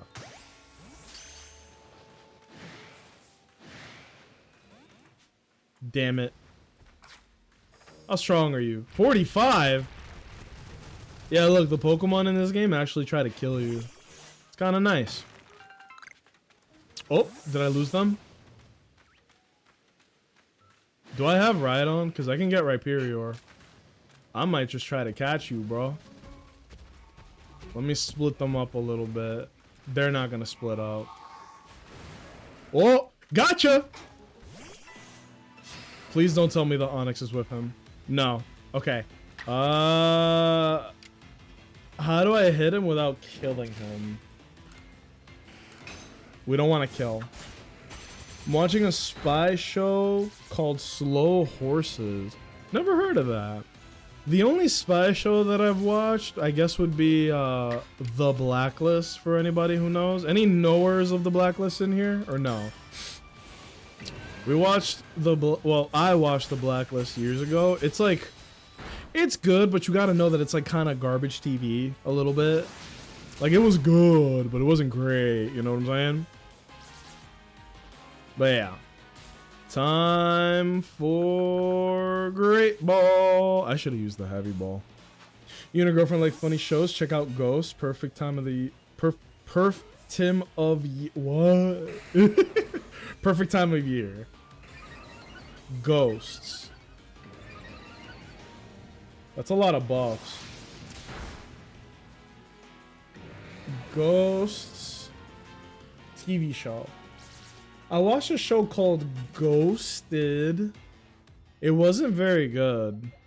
It had that guy from Brooklyn Nine-Nine and like, what was it? Craig Robinson? Is that his name? Craig Robinson? Something like that. Not a very memorable show. One season, got canceled right away. Not too crazy. I don't even know why I brought it up. It's because it sounds like Ghost. Good lord! Oh, it was a critical hit. That's brutal, dude. And now he's talking shit. But I bet you don't have a ground type move, do you? You little bitch. Do you guys want to see where I got the idea for Subula? It came to me in a dream, but I can't show you. Oh, got him. The Blacklist is good. Season 1 was best time mode. The first season is really good, and respectfully, as the show goes on, it gets worse and worse and worse. Like, they start talking about characters and family and people being related, and somebody's pregnant, and the husband is like X or Y, and it's like, what are y'all doing at this point? It ended up becoming like a whole bunch of what? Typing one-handed, also playing on the Switch. Damn! How could one person do so much? Well, wondering when we're gonna fuck up some MP and or MK multiplayer and multi Mario Kart. I don't know what the MK is. There we go. Yeah, I'll show you guys where Subula comes from. That might be interesting. A dysfunctional team of MI5 agents and their obnoxious boss, Jackson Lamb, navigate the espionage world smoke and mirrors to defend England from sinister forces. What? That sounds like a wild good time. Mario Party and or Mario Kart. No, I gotcha. I don't have Mario Party other than the ones on Switch Online, but I was actually gonna say, you know what game I'm really interested in? I watched somebody stream this, and we watched this, like, the release announcement for this game, and everybody was excited for it. Oh my god. Now we are Sneasler. Sneasler is the main character. Just kidding. We're gonna switch to Weird Deer. We're gonna haul ass. This is cool though, look. We got Sneasler, and you can do shit like this. Well, did I go into the cave by accident? No. I didn't mean to do all that. Lego Party. Have you guys seen footage of Lego Party? That shit looks crazy. I watched somebody play it, and it was actually pretty good. So it made me go, damn, man, maybe I should play Lego Party. Ew. Uh-oh. This fucking guy. Tread carefully, everybody. Parasect is known to be quite aggressive. Be very quiet. Fucking heavy ball. Move. But yeah. It looks like Lego Mario Party. Yes. No, you got it. It's basically Lego's interpretation of a party game, but there's a couple of differences. One, they actually let the players vote on what minigame is going to play. So if there's like a unanimously ass minigame, you can just be like, fuck it, dude. We're not playing this minigame. Which already, like, that itself is pretty cool. I don't exactly know how much it costs, but If I could get a group together to play it, I would fucking play it. Because it looks like so much fun. You ever see Pummel Party? It sounds familiar, but it's not ringing any bells. But yeah. Where I'm assuming it's just on like a, you know, chill Steam game. I used to fuck with party games, but as time has gone on, I have less and less people to play games with. Ooh, there's some stuff up there. What is that? What is that? Crunchy salt. The lion does not concern himself with salt. Very adult Mario Party on Steam. Ooh. I don't know why the very adult part is like, word? What you mean by that?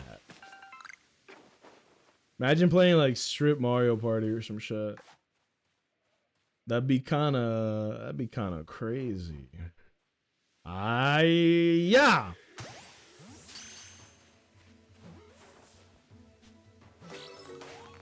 Gotcha. Holy moly, a level 54 nose pass. Might as well make it a family reunion. Oh, holy! That is a big heckin' chunky boy or whatever the fuck the meme. Berry time. You go ahead and turn around for me, bro. You love the smell of berries. That's right. That's right, you piece of shit. Gotcha! No!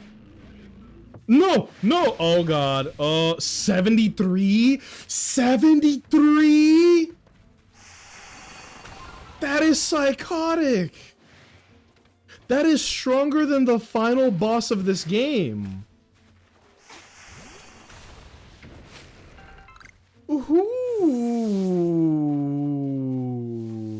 Who decided that that was okay? You can cause harm to player characters to keep them from progressing on the board. You know what that sounds like? This is gonna make me sound like an alien to people, but there was a game way back in the... Oh, I was gonna sneak up on him. There was a game way back in the day called Dokapon Kingdom, and it is basically what you're describing right now. No, I'm in the grass, Shut the fuck up. Pokeball. I love Sneasel. Got him. The Sneasel loves me. Level 53 is kind of crazy. Is that a Gyarados? Oh my gosh. Now that's a man's Pokemon right there. Oh. Ore. Turn around, dude. 54? That's a catch. Oh, that is a catch. Let's go. Huge catch vibes. But yeah, there was a game called Dokapon Kingdom, and it is very similar to Mario Party, except that it's a playthrough. So you're not going in, doing a bunch of challenges, and then leaving. You are setting up a character, and then you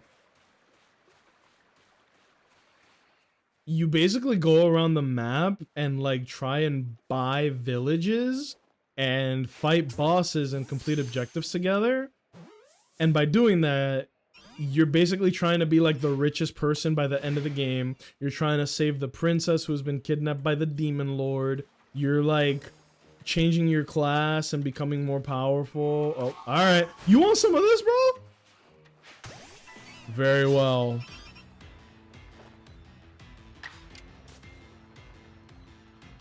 I just remembered what type this Pokemon is, and now I'm scared. Are chances of catching higher if you do it like this? Sneak and throw? Sneak and throw is not what increases your catch rate. It's actually... There we go. It's actually if you throw the Pokeball at them from behind. Like, it's like a critical hit. Well, it's a critical throw. So if I throw the ball at them from the front, they're gonna be like, ugh. But if you throw it at them from behind, it causes them to like have a higher odds of being captured. So let me try. It's kind of hard in the water because, yeah, it's kind of very hard in the water. I don't want to fight the Gyarados because they're really strong. What level are you, bro? 53! I'm out of here! Oh, a Scyther. But yeah, if I throw it at him from the front, he's going to be like, fuck off. If I throw it at him from behind, he's going to be like, uh-oh. There's also, like, a lighter Pokeball that you can throw from further away. Watch this, watch it. Oh, wait. Watch this, watch this. Shohei! Fuck! What if I just do this? Hold on. Here is one of my many Oran berries. Go to that, bro. Nope, go eat it, eat it, eat it. Gotcha! No, I missed the throw. What level are you? 55. God damn.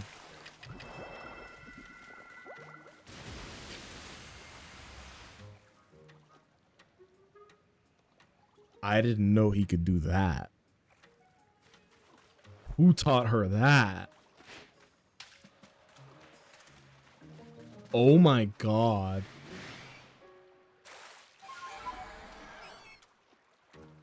How about this? I'm gonna use the one feather ball I have, which is the one I was talking about earlier.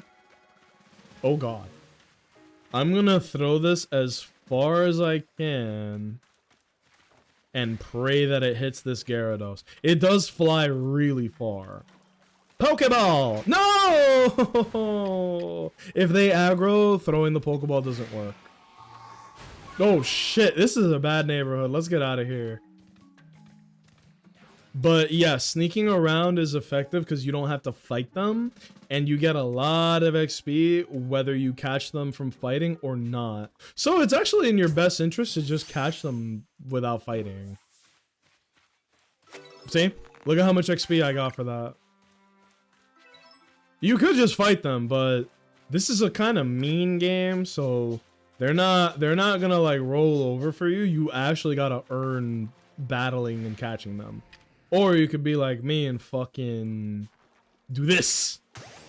Yeah, see? That means that it's a critical throw. But it doesn't always mean you catch them. This game rules. We need to go this way. Onwards, Ulysses! We have places to be if we're gonna finish this game before ZA. Whatever you do, do not fight those Pokemon. Whoa, a Gligar! And he spotted me.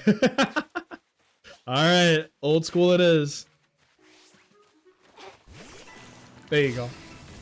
Hopefully that carries to ZA. The wild Pokemon being out and about does carry over. Yes.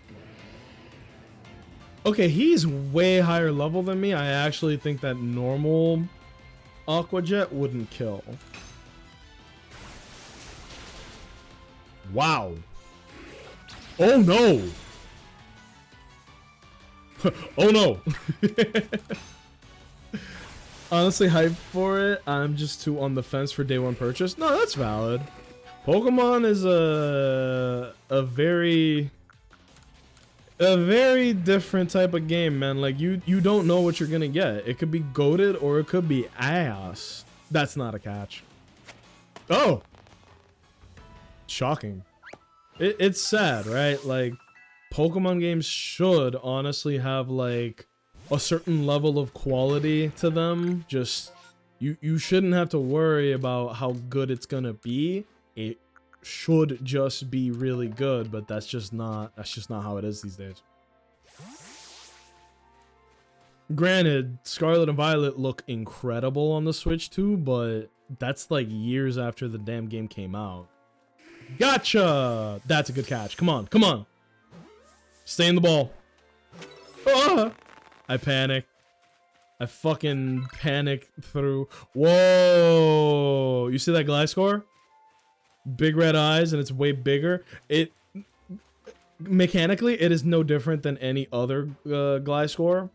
But, ooh, look, this one's asleep. That means that this is a very easy catch. Easy catch, baby. Come on. Let's go.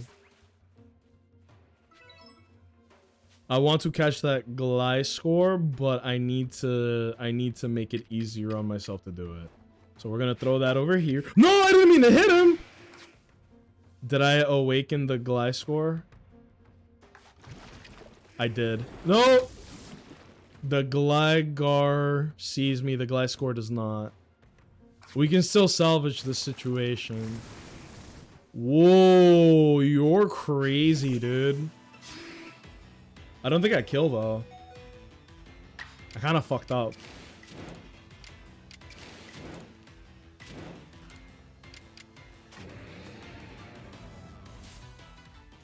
I fucked up.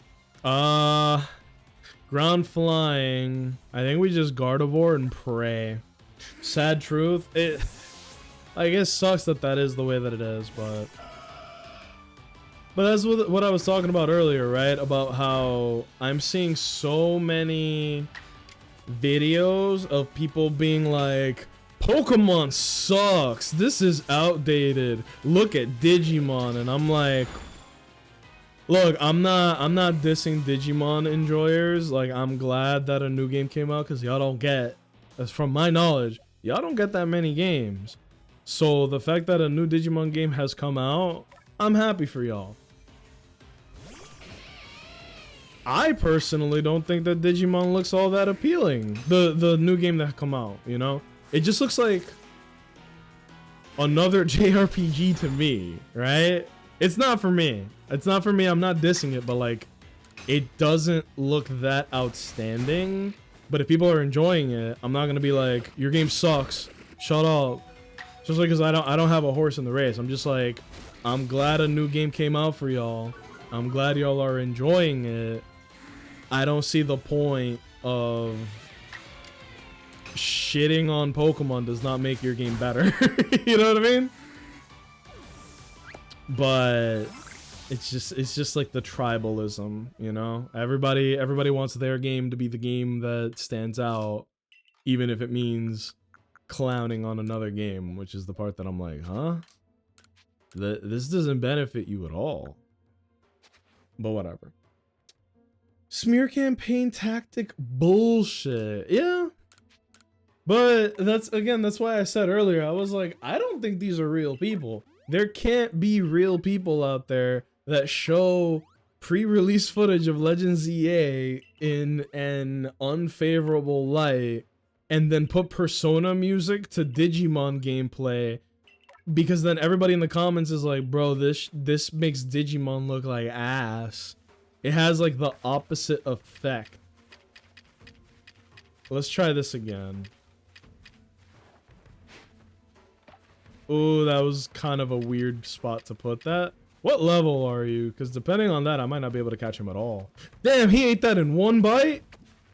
77? I don't think the game will even let me catch this. Yeah, no, what the fuck was I thinking? That is a level 77 Gliscor.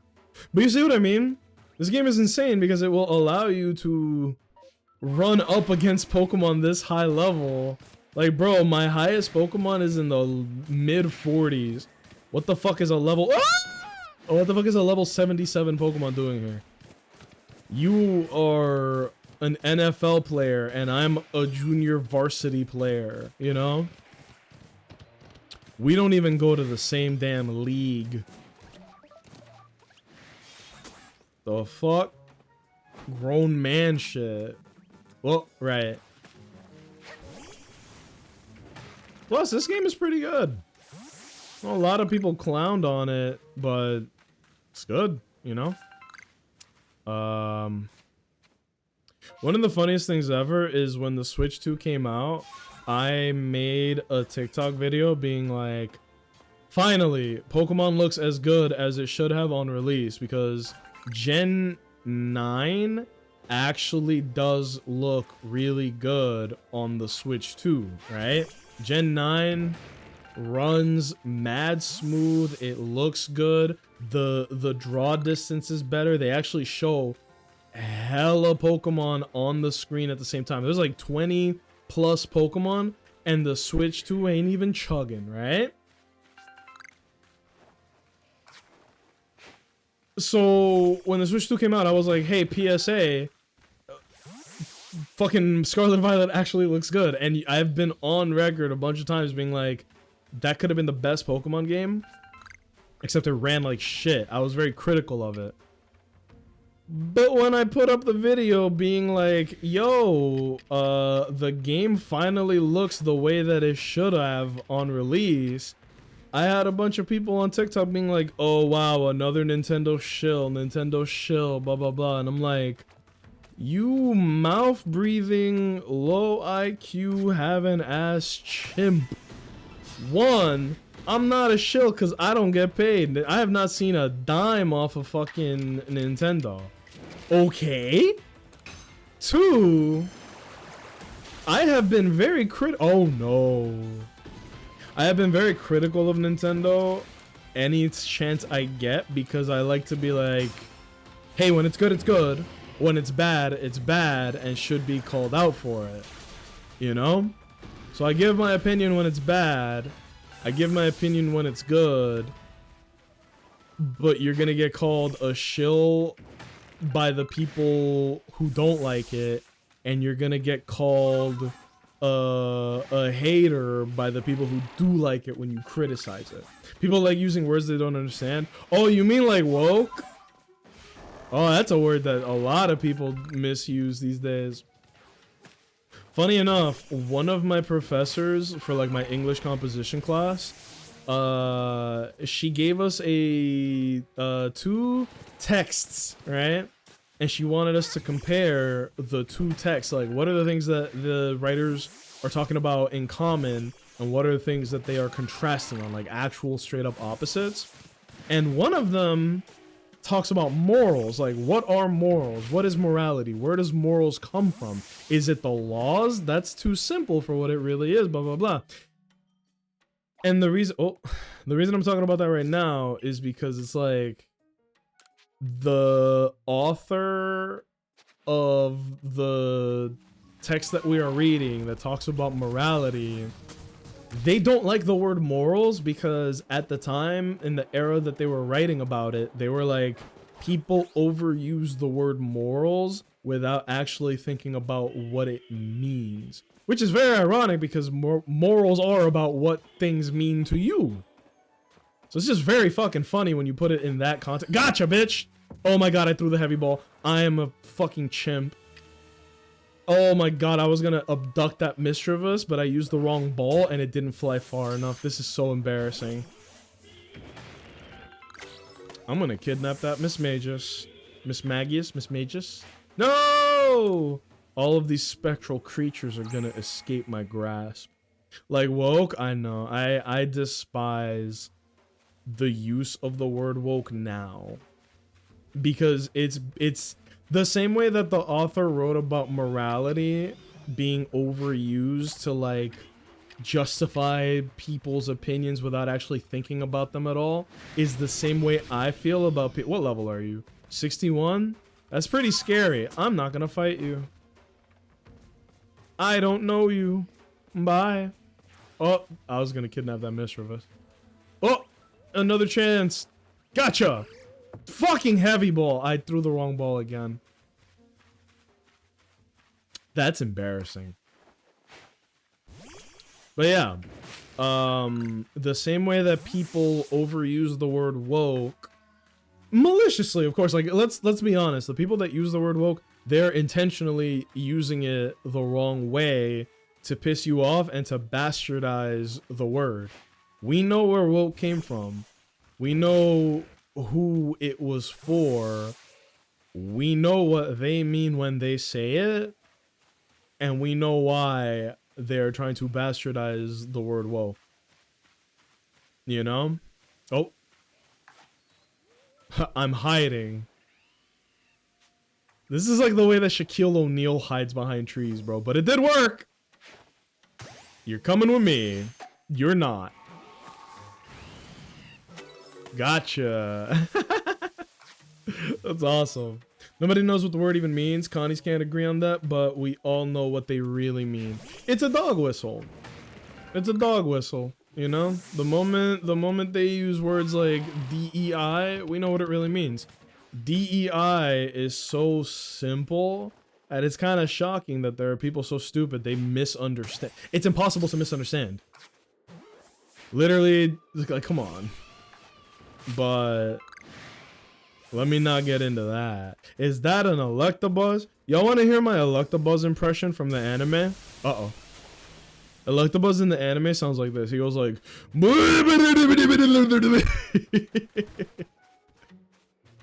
That is not even a joke. Like, that's literally what he sounds like. Gotcha! And if you don't believe me... Did I not get the items? Damn. I'm actually all out of space. This bag space shit is crazy. We're gonna make this the strongest Samurott there ever done been, bro. Sounding like Boss Nass from Phantom Menace. Oh my goodness. It's sad, man. Like, we know what it really is. Big, strong Samurott. Chunky Samurott. Apricorn. Good. That's what we needed. Are you done being a bitch? You can apologize to— Nope! Alright.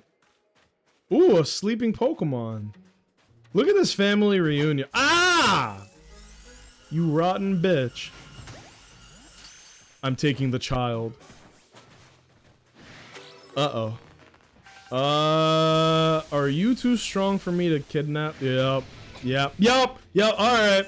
Bad neighborhood. I'm out of here. Oh shit, I can't use my... I can't do anything. I'm paralyzed. 69? That's a pretty good number. What? Bro. This game is crazy. Look at this. He's actively trying to kill me. Not my Pokemon. Me. I'm out of here. Good day, caveman. Cave guardian. What was I gonna show you guys? I was gonna show you guys a video, but I don't remember what it was. What you got for me, bro? Not a goddamn thing. We're gonna go that way. Oh, isn't this Mount Coronet? Which is why it's playing this music. This is Mount Coronet from Gen 4. That's another cool thing about this game, is that all the locations are locations that if you played Gen 4 Pokemon, you would know this, like, vaguely know these places. But now you're exploring it in 3D instead of 2D, you know? I think there's merit to that. Oh, Waffle House. I do have to warn you about Legends ZA. There is something you may not like about the game, depending on how you take this. Apparently, Legends ZA takes place exclusively in Lumio City. So the whole location of the game is one city. Now, I don't see that as a bad thing to me. Ah! Fuck me. I don't see that as a bad thing because the way that this game is, it's all zones, right? You literally have your home base, which is Jubilife Town, that is in development before it becomes Jubilife City 100 years later. And then you have like the 5 zones that you load into them, right? You load into the zones. Like right now we're in the Mount Coronet zone. What is it called actually? Coronet Highlands, right? This is what Mount Coronet becomes. They're literally playing the Arceus music right now. You know? Oh, here we go. We made it. Like, that's cool to me that that's how they decide to do shit. And then you have, let me see. As long as they don't make it feel like a restriction, it should be okay. That is what I was trying to say, is that they, Yes, it all takes place in Lumio City from what they've said, but it's not that simple. Because the way that they do it is they can make Lumio City be unique. It's probably going to be a lot of city, right? But there's also like the parks, the rivers, the rooftops of the buildings. What the fuck? Why is there a random Zubat? Why am I getting third-partied? Why am I getting fourth-partied? What the fuck? Why he got homies? That's some horse shit. We're strong enough to like one-shot the chuds, but come on. But yeah, they are adding verticality to Pokemon, which is not really a thing that they've done before. So I am actually excited for it. Like, I am going into it with an open mind. Really seems like a lot of people are not. A lot of people saw like, oh, what? It only takes place in Lumio City? That's a no-buy for me. And the first thing in my head is like, you probably weren't gonna buy the game in the first place. Just a wild guess. I don't have proof of that, but like, if the game taking place in one setting means that much to you that you're like, well, I'm out. We don't know if that one setting is huge or not. Look at how big this game is, and they do it Monster Hunter style where it is restrictions that you load into zones.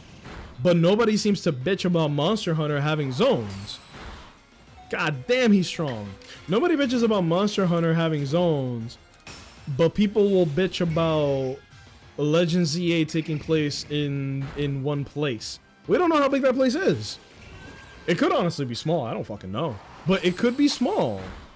Damn, I took the hit. It would be kind of funny if I could just be like, no, I'm taking the hit. Growlithe, lay low. That'd be kind of cool.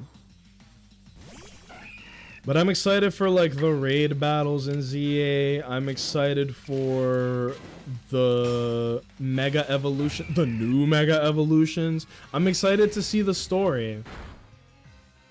But believe it or not, the thing I'm most excited for is the gameplay. Have you guys seen, I've been all over the shit. Have you guys seen the gameplay for Legend ZA? They are getting rid of the turn-based system completely. It looks and plays like a modern Final Fantasy game. You've got your 4 attacks on the bottom right corner, and you press on the attack. It doesn't cost any PPE. It just uses the move, right? And your Pokemon actually moves around in the battlefield. Like, moves have range, moves have damage values, moves are on cooldown. And every different move has a different cooldown on it. I'm assuming if you use Fire Blast, there's like a charge up time, and the range on it is going to be big, but it might be easy for it to be dodged because you could just move out of the way while the Pokemon is charging. And then when you use it, it probably takes you a little bit of time to be able to use it again. Like, moves on a cooldown Pokemon, that's cool. Like, I'm down to give it a try. But people see, oh, new Pokemon game, I'm gonna actively shit on it when it comes up on my feed. And it's like, if I see something that I don't like or don't care about, I don't think a single time have I ever been like, I gotta say this looks like ass. You know, like I don't comment on it on other people's shit, because I have my opinion. I'm not here to dunk on you. Well, I fucked up. I should have healed my guys. Or switched out the party to be more appropriate to fight this. Oh yeah, here's Hisui and Electrode. Because they don't have Pokeballs, it is a Pokemon that pretends to be the old style Pokeball, which was made of wood. It's also a very good Pokemon, believe it or not. Now here is one thing that sucks about this game, like very honestly. Oh my fucking god. One thing that sucks about this game is the boss battles. This part is whatever, because it's literally just like this, right? Like, you don't really fight them right now. You just kind of... Actually, what? I think it hit me. This was apparently a fight that a lot of people failed on, and I can see why. I've already gotten hit twice, and we have not even begun fighting him yet. Ooh. Who am I going to use to fight this thing? I think it has to be Heracross. Heracross, Gardevoir might be okay. Growlithe would be okay, but it is so weak. This isn't going well, by the way. I've been hit twice already, and, like, we haven't even begun fighting him yet. Any wanderers out there? This isn't going well. I can see why this is the one that people failed in the most. This shit is crazy. Wow. Oh, look at this fucking Dark Souls boss. Stop, Vegeta, no! Oh.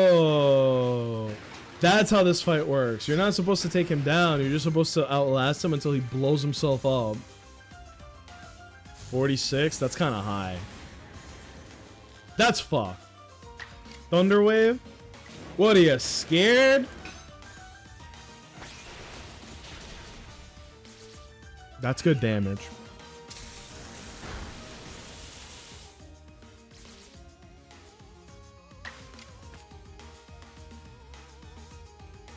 Please let this connect.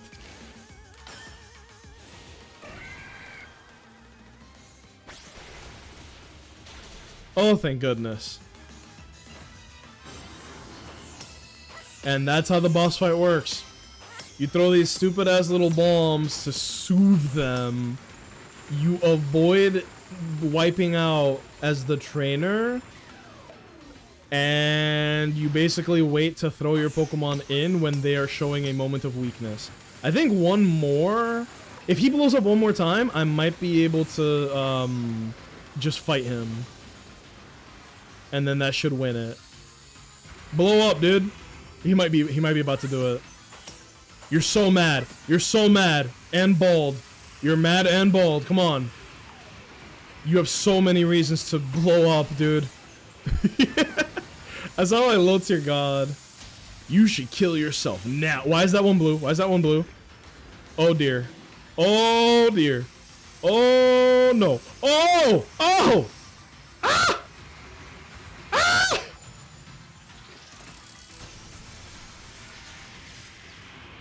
But before I do, don't use Thunder Wave on me, you little bitch. No! Wrong thing! No! No! God damn it! I was scratching my nose. I thought I threw the Pokeball. Sickening. Sickening. My bitch ass scratching my nose in the middle of a boss fight. Oh no! Chill on that. Chill on that. Oh, he's about to do it. Wait. One more. Ah! We didn't even need to fight him. Molding. Angry plus bald.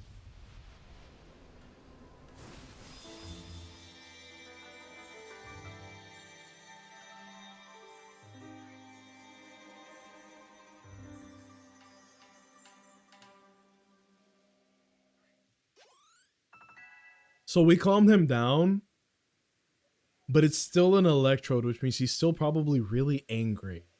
Right? Oh god. He's kind of chill, actually. There you go. And now I think we unlock the last area, right? This is a comical phase. I think it's cool. I think a lot of people don't understand that Electrode is literally a mimic. Right? He's a mimic. In Pokemon...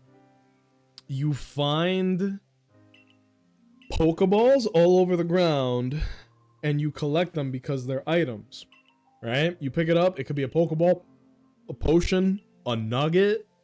Oh, here we go. Look who it is. The most tragic character. Oh, Waffle House. I'm so sorry. The reason why he was wearing that zombie outfit, like you said, this is his train conductor uniform / battle subway uniform. right? So he got thrown back in time, which is why he's like all his clothes are all raggedy and shit. They found him like that. And then you see like the pink shit that he's wearing underneath that. That is his uniform for joining the Pearl Clan. And he became the warden of this area alongside the jackass on the far right side. Old clothes? Yeah. He is wearing old clothes from the future. It's actually really tragic. Look. Things to do with a world where I believed I lived before my memories were lost. Most people there caught Pokemon, live with them, form supportive partnerships with them, which is the exact opposite of this world. It's the same world, it's just 100 years in the past. In this time, Pokemon are not domesticated. They are wild animals that will actively try to kill you, right? And the only people that... They don't even catch Pokemon. There are no Pokemon trainers. There are people that form tedious bonds with a partner Pokemon. So the guy in the blue with the blonde and blue hair, Adaman, the fucking fly ass dude, he has a partnership with a Leafeon. And his counterpart is the blonde girl Irida, and she has a partnership with a Glaceon. They don't even have Pokeballs. They literally like just come out, right? And here's Ingo, who uses Pokeballs just like you. What the fuck? And then there were the Pokemon trainers. The ones we called Pokemon trainers were truly devoted to their craft. They always looked toward the next challenge and had Pokemon battles every chance they got, all to help themselves and their Pokemon grow. Through battle, trainers forged bonds of understanding with their Pokemon and with their opponents and their Pokemon too, with everything. If Pokemon and people work together, we can forge new paths forward. This is kind of like the same speech that he gives you in the normal timeline. We'll be lost to history if we go on believing only Pokemon can be strong, or if we go on fearing them instead of understanding them. Was your world like Ingo described too, Magyal? Yes. Because we have not lost our memory. We just don't have a lot to say. Never thought such a world could exist. This guy sucks. It's not just me, my Pokemon that need to be strong. It's me as well. The greater my valor and might, the more my Pokemon can reach their potential. This guy blows. Wonder if Almighty Sinnoh will be pleased once I've achieved exactly that. That's another interesting thing, right? The region of Gen 4 Pokemon is called Sinnoh, but that does not exist yet, right? What does exist instead is Almighty Sinnoh, which is the legendary Pokemon that created time and space that these people revere, right? We're gonna learn more about that as this game goes on. There is no Almighty Sinnoh. The region is called Hisui, right? And apparently people did like the deep digging. I didn't confirm this myself, but people said like, what are the Gen 4 games in Pokemon, right? Diamond, Pearl, Platinum. What era does Legends Arceus take place in? 100 years in the past. What is another old gemstone? Jade. Apparently Hisui translates to Jade in a different language. I don't remember what language they said it was, but Hisui means Jade. So another name for this game could be Pokemon Jade. And I was like, you could have made that up, but I think that's cool as shit. He would love the new T-Swift album. He would be one of those fucking chimps online being like, shut up, man. It's a good album. You guys just don't understand. Taylor Swift doesn't need to grow up. You guys need to grow with her. Give not into sorrow. Give not into anger. Offer only friendship to those around you. Damn. Make him a politician. Give not into anger, bring not Almighty Sinnoh to sorrow, for that is when time's flow will cease. Yeah, so the Diamond Clan is like, Almighty Sinnoh created time. Those... Oh!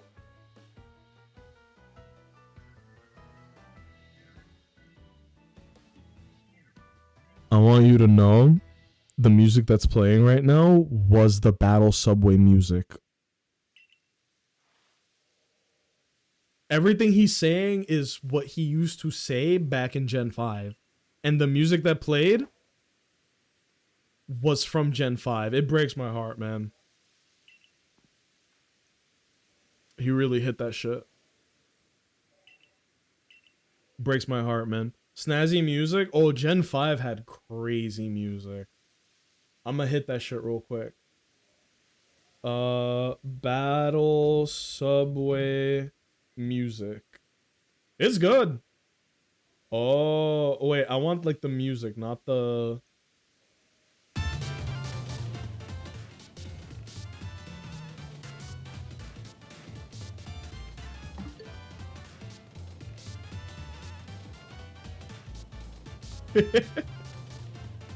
That's a little bit of the Battle Subway music.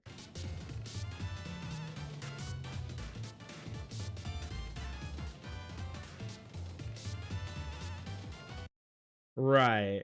And then there's... That's not even the music I was thinking of. Is it the Battle Subway battle music? No. Nope.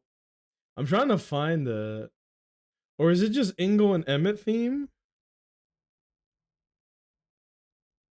It might just be that. No. Is it this? I'm sorry. Let's not do that again.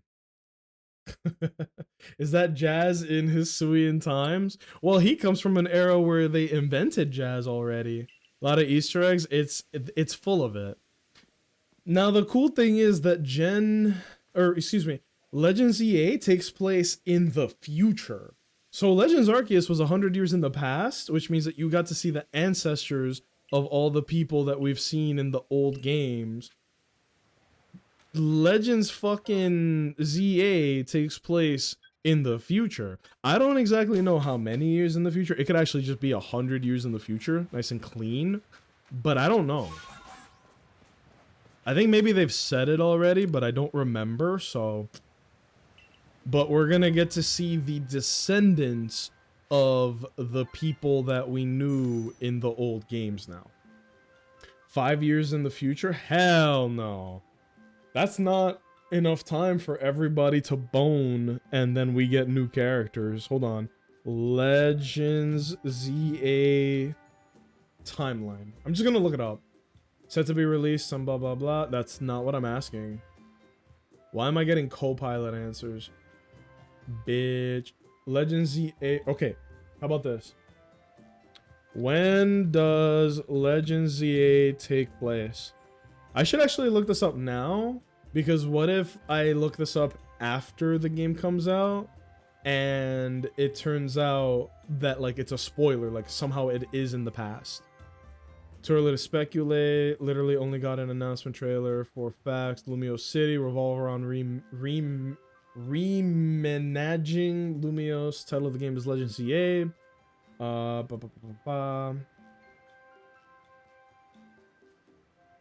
Yeah, I know it takes place in the future, but when?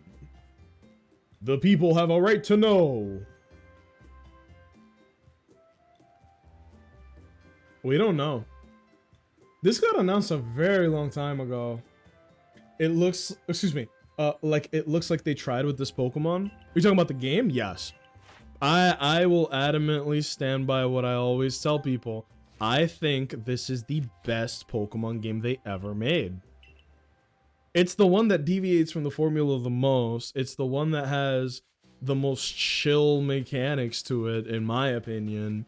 It's the one that, like, has a lot of fun Easter eggs and references, and like the shiny hunting is good. It's just a good time. Except for this guy. This guy's a fucking scam artist. He's like, give me a compounding amount of money for me to teach you how to put one extra item in your bag. So I paid 10k, now I need to pay 12k. Wait till you find out how much I need for the next fucking upgrade. I don't actually know how much it escalates to. Oh, and I'm tapped out. So I only got 2 more bag spaces for that. If I have like a bag I can put shit in, that'd be nice, because I do have a lot of items that I don't need on me actively. Ah. But yeah, like, it's a fun time. And I want you guys to know, when Legends ZA comes out, I will be streaming that shit. It comes out next week, Thursday. So we are 8 days from release, and I am so excited. I still have a lot of school bullshit that I gotta deal with, obviously, and that takes priority, but we can do a stream on Thursday, and we could do a little stream on Friday. And I'll just have to find time here and there, you know? Oh, I love this fuck-ass song. No spoilers. What if I told you that the server is one of the most important characters in this game? You see this guy, Benny? All he does is cook and serve you food. What if I told you Benny is one of the most important characters in this game? Matter of fact, okay. Fitz, Waffle House, you two are the only people that are like actively in the chat. I'm gonna ask you guys, do you care about spoilers for this game or not? I'm assuming the answer is no. I want to show you guys how fucking cool this game is. What if I told you Benny, who is this like chill ass old man, right? What if I told you that not only was he incredibly strong, he is very directly related to somebody that you would not expect? Show us? Oh yes. This is one of my favorite reveals in this game. And they do shit like this all the time. I'm trying to find a good picture. This will suffice. What if I told you this is what Benny actually look? Hold on, I'm gonna switch screens. I'm gonna keep playing this fuck ass music, but because my Stream Deck isn't working for some reason. I don't think Jake's is working either. He talked about it. I'm gonna show you an image of Benny, and I need you to take a guess. Who is he related to? Who does he look like that we know in Pokemon? It's not Professor Oak or Ash or Red, but those are very good guesses. Creator of the Elite Four, that's cool, but no. Jesse from Team Rocket's dad, I don't think that's a character. Like, genuinely, I don't think that's a character. Let me try to find another picture if I can, cause it's crazy. This is like seriously one of the coolest reveals in the game. So this unassuming fucking food man, right, Benny? This is him right now, but when things get very serious, this is what he actually looks like in Pokemon. Yeah, in the games, he is related to one of it begins with W. Yes, it begins with W. It is a character that people know about. It is a character that got a giant glow up when they remade the game that this character belongs in. I'm just gonna show you. Benny is related to Wally. That's his name, right? Wally. A cool thing that this game does is that if you don't get it by the color scheme or by hairstyle, the other way to tell how is this person related to this other person, for some fucking reason, everybody uses the same Pokemon. Benny's ace Pokemon is a Gallade. Wally's ace Pokemon is a Gallade. You feel me? I think that's cool. That's like how I forget her name, but it's like the leader of the bandits in Legends Arceus. She uses a Rhyperior and a Gengar, and she looks identical to Elite Four Bertha and Elite Four Agatha. So she is the ancestor of two old hot women in Pokemon. And that is further proven, not only because she has the same hairstyle and the hair color, but also because she uses the ace Pokemon of both trainers. She has a Gengar and a Rhyperior. The affinity types run in the family, always to tie in lore about bonds. It's just funny, like, there is 100 years of separation between these two people, but they both gravitate towards the same Pokemon. But it also just makes it easier for like us as the players to be like, oh, look at how cool it is that. Also, that's like a very late game reveal. You're not supposed to know. He's just like a joke character right now. And then near the end of the game, he becomes like a fucking shinobi. And you're like, bro, what? I think he's literally sent to kill you. I literally think he's trying to kill you. That's how deep this game goes, dude. Like, the lore in this game is crazy. Which is why I am enjoying it. Right now, it's pretty, like, boilerplate. Right now, what's happening is, like, we are going from place to place, and we are calming down the noble Pokemon, which are, like, these symbolic leader Pokemon, but they've gone rogue, and they've gone crazy, and we don't know why. And we're going around, like, calming them down, basically. Right? But beyond that, there we go. By the way, this guy is the ancestor of Professor Rowan. The professor of Gen 4, this is his, like, maybe grandfather or father, because he's pretty fucking old, too. It can't be his father. Grandfather, I would say. And then everybody might be, like, twice removed. And now we're going to unlock the 5th area. This 5th area goes crazy. I remember one of the places having crazy music. I think it's this one. There's also some fire-ass Pokemon in this place. Oh yeah. She's definitely afraid of bugs. She looked like that Wurmple was trying to murder her, but whatever. Oh my god. That Avro was going nuts. I might have to do a little bit of off-stream grinding for this. So I need to... The way that the game does kind of gate you from content is that it tries to limit you from going through it too quickly. So I need to increase the Pokedex before going to the next place. It's not that hard to do. All we gotta do is switch some of the team around. Come on. Come on. Yeah, you can catch a fucking boatload of Pokemon in this game. We should bring... Who am I taking out? Growlithe has been terribly disappointing. Haunter probably doesn't make the cut, respectfully. Bronzor, Bronzong. Wish I could organize this through... Yeah, I wish I could organize this through level.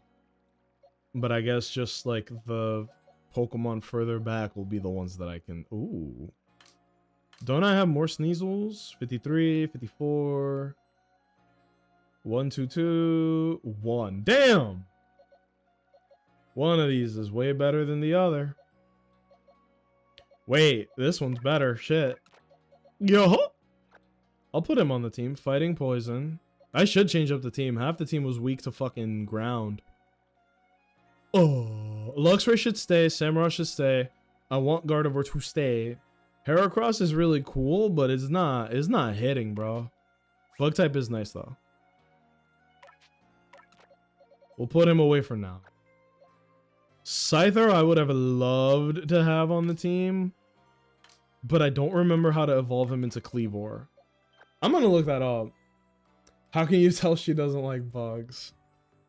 How to evolve Scyther to Kleavor. Kleavor is a cool Pokemon.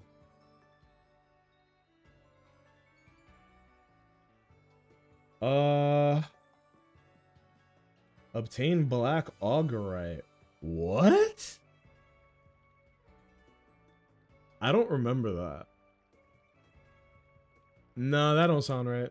That A Scyther can evolve. Black Augerite. How do I get Black Augerite? Black Augerite item required for Scyther's evolution. Found after defeating rock-type Pokemon like Graveler. Graveler are found in conditions all across it. What? Black Augerite can also be found by digging for treasure while riding Ursaluna. What? I have literally never heard of that. I don't remember this. What? Okay, it looks like we're gonna be fighting and catching a bunch of Graveler because I do want Cleavor. That's one of my favorites. Also, rock types are fucked. And then ground flying sounds really good. We could get one of these many Gligar and put them on the team. This seems like the best one. A ghost type would be nice too, but that's okay. I'm not being greedy. Oh, there is a discrepancy. That's okay. And now to fill out the Pokedex, we just gotta use these guys a bunch. Wait, where's the box? I need to put all of this BS away. I have way too much stuff. Look, why do I need a Firestone? Wait, how do I... Yeah, here we go. Bum. This I need for Rhydon. Dawnstone is awesome. A whole bunch of plants and shit. Why do I care about the plants? Get this on my face. Bananas. Banana! We don't need that. We don't need that. Or that. Ball of mud. Didn't even know that was a thing. And then everything else we can kind of keep. But that leaves me 23 space. 23 space for other shit. I suppose that's fine. And now... Bop. 51, 38, 44, 36, 63, 43, 53, 55. Okay. I don't know how to do this. Wait, I only have 13? 4, 5, 6, 7, 8, 9, 10. Okay. Let's go back to the old places that we've been.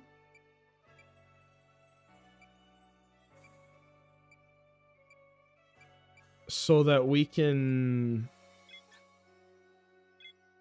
Like, because we unlocked, like, climbing up walls, and we unlocked fucking... I can't think.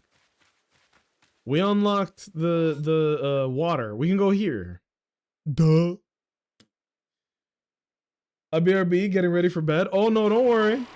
Regardless, thank you for being here. I hope you had a good time. And thank you for the support.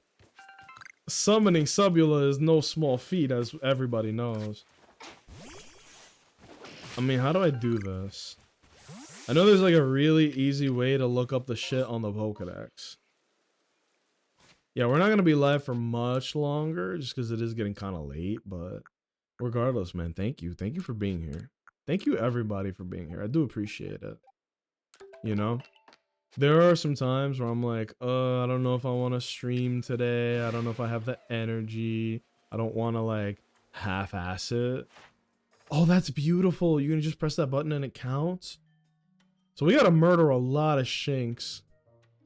Number you've defeated with ground type moves. Word. The game want me to do them dirty like that? So you get Pokedex XP from even shit like this. Gligar won't obey? Brother. No. I was about to say, bro, don't do this to me.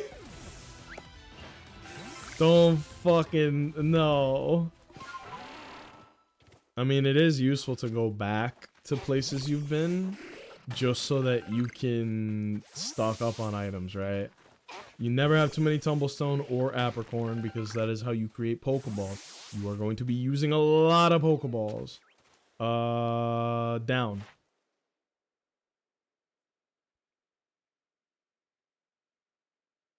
That's a lot of catching Shinx. I don't know if I want to do that. Ground type killing should be useful though. Do this a handful of times, it'll fill up the Pokedex. So, I'm just gonna say it for everybody listening. If you are playing Legends Arceus, you know how Arceus goes seek out all Pokemon? He is dead ass about it. But more crazy than that, and it is a very big undertaking, okay? This is like the most completionist thing Pokemon has ever asked of you. What's harder than completing the Pokedex? Completing the Hisuian Pokedex, okay? What the game wants you to do, and I'm just gonna pull up Shinx as an example if I can. Well, yeah, here we go. This is Shinx's Pokedex entry.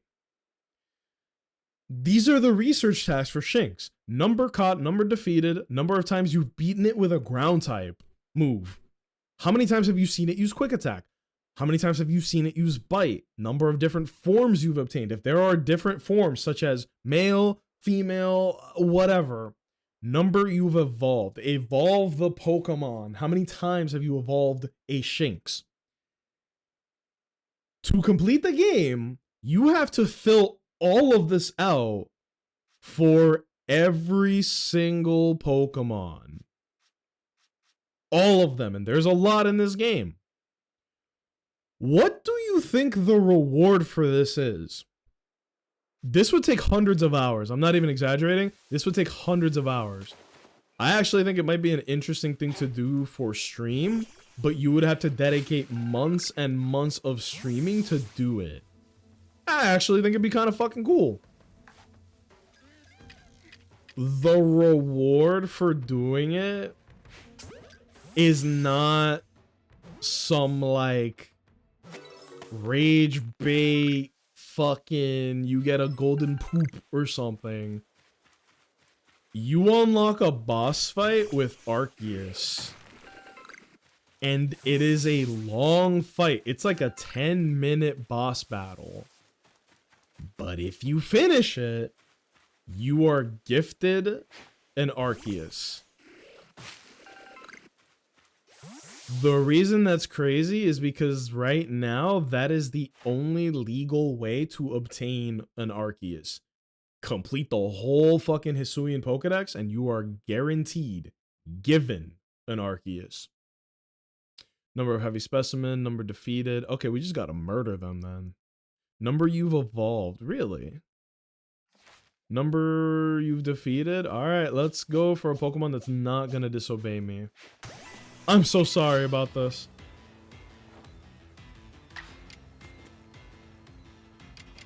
I'm gonna switch it up and use Dazzling Gleam. Not only am I getting research XP for killing Bidoof, I'm also getting research XP for watching Gardevoir kill using Psychic or something. It's very interesting how this game works. Matter of fact, hold on. B, C, D, E, F, G, Gardevoir. Here we go. Look. Times you've seen it use Dazzling Gleam. So I should have been spamming, yeah, Psychic and Dazzling Gleam. Hit him with the Dazzling Gleam. Hit him with the Dazzling Dream. Alright. What do you want? Number defeated. I've literally only murdered one Wurmple. Are you light or heavy? You're stupid is what you are. Come here, Wurmple. Did you just break out of the Pokeball? You little bitch. Don't leave, don't leave, don't leave, don't leave, don't leave. Yeah, this is fun. Nacho did a massacre of Bidoof. I was thinking that too. Like, this is historically, it's about to be a bloodbath, bro. Watch this. Oh, you see that beaver over there, bro? I'm about to single-handedly destroy the beaver population. No, not Draining Kiss. I should have used Dazzling Gleam. I could have gone through the Pokédex. Ah, son of a bitch. It wants me to kill 10 Bidoof? There ain't even that many around, bro. This is like actual extermination shit. Can I catch you instead?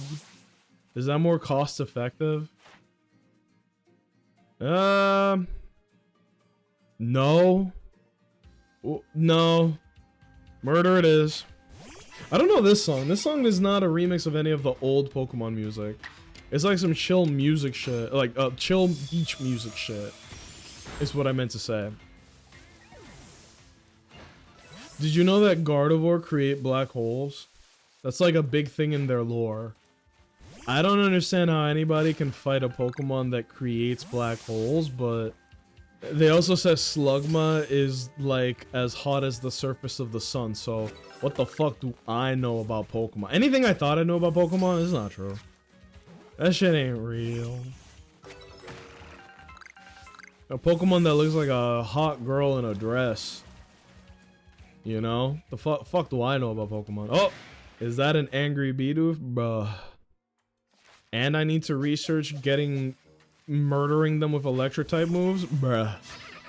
You caught me on a bad day, little buddy. Now hit him with a Thunder Fang. Nice. Okay. Now hit him another one with a Thunder Fang. For those who don't know, Lieutenant Surge in the anime talks like that. He sounds like he I almost slipped into the accent just now. He sounds like he's from Boston, right? Like he talks like this, and then he laughs. He's like, "Oh, you're funny, puny man." Now, Raichu, hit him with a Thunderbolt, and he just spams Thunderbolt. Alright, now hit him with another Thunderbolt. Yeah, my Raichu's wicked strong. I should not be. No. I should not be wasting my great balls on a fucking Wurmple. I need more Apricorn though. I should have bought some from the village while I was there. Bro saw me leave the What? Bro saw me leave the village with no Pokeballs. Just started laughing. Look at this dumbass. You Motham. Wait. This is a perfect research opportunity. Hold on. Silverwind, Bug Buzz, number defeated, number you've caught. If I catch one more, that would actually be really beneficial. Oh, no! You son of a bitch! Now I have to murder you. But with who? You're wicked smart. Alright. Thunderfang. Which is this guy's like signature move, really. What I want to do, hold on. I want to throw this cherry berry without getting caught, right? No, come on. How perceptive are these little shits? I didn't want to do this. Literally one of my objectives is to catch one of these without getting caught. Like catch one without them getting aggroed, basically, is the objective. And I am doing a very poor job. Turn around. No, come on. You motherfuckers are perceptive. 20/20 vision or something. I can't even pick up the Pokeball when I throw it. Whoa! Whoa! Relax.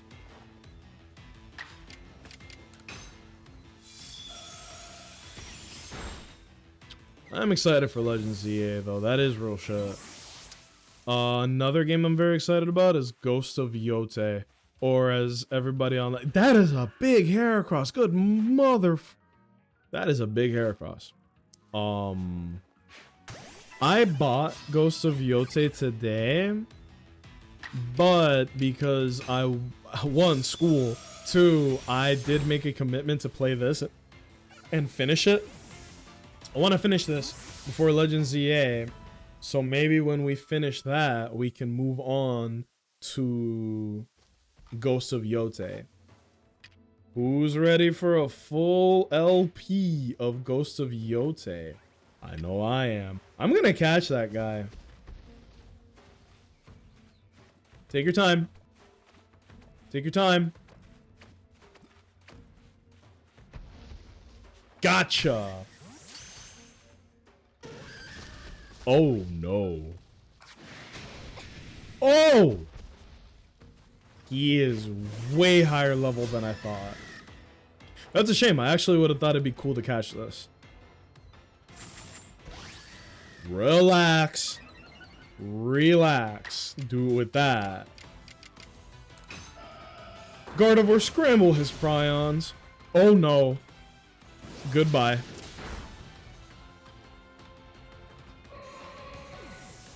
Why is everything critting me?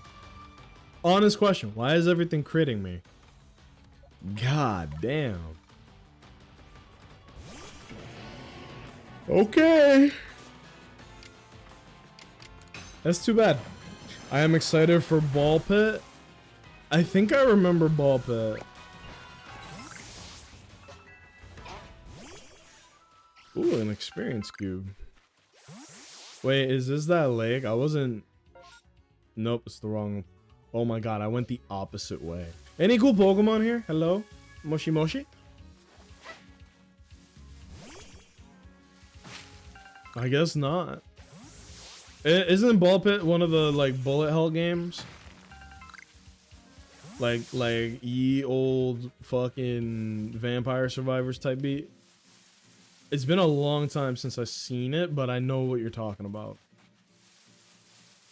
But yeah, Ghost of Yote came out, and I gotta tell y'all, I played Ghost of Tsushima. I like that game. I think Ghost of Yote is gonna be just fine. I think that the hate is a little overplayed. Wait, where is Samurai?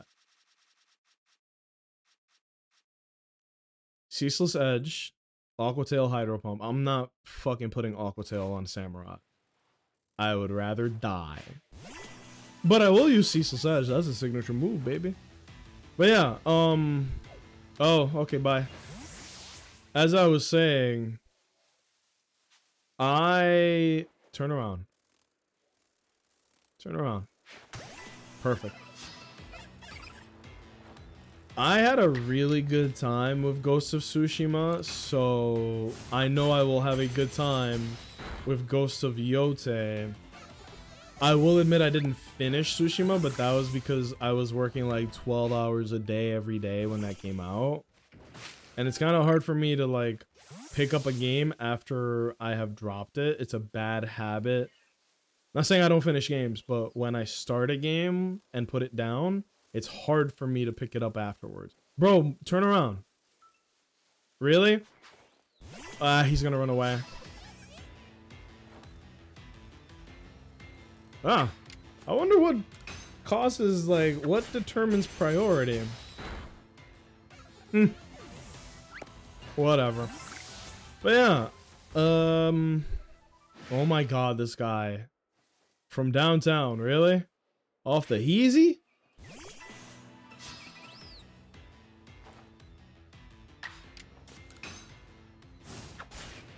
One of my favorite memories with Ghost of Tsushima, aside from, you know, going into camps and fighting the dudes and all that shit, was...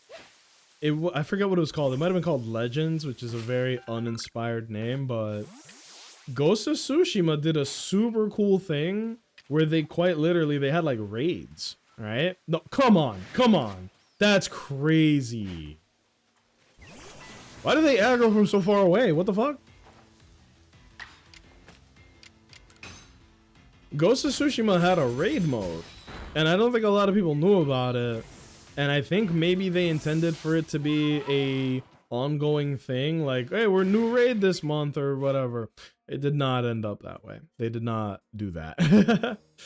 Number of times before you obtained, caught, defeated with rock types. Do I have a single rock type move on me right now? Methinks the answer is nay. Oh, what? This guy spawned next to me. Fuck off. But yeah. It was really cool because it was a 4-player PvE mode, right? Where they basically split up the main character from Tsushima, Jin, into like different fighting styles so that no singular character was like incredibly powerful or broken, and they split up his abilities into like perk slots. So you would actually have to coordinate with your team and pick characters in order to balance each other out, right? And the thing that made this so damn cool was that the content was actually very hard. Like, it wasn't some chill, easy shit. What you were actually doing in the raid was like hard. Like, it was very demanding Ghost of Tsushima gameplay, if that makes sense. There we go. Level up that Pokédex, baby!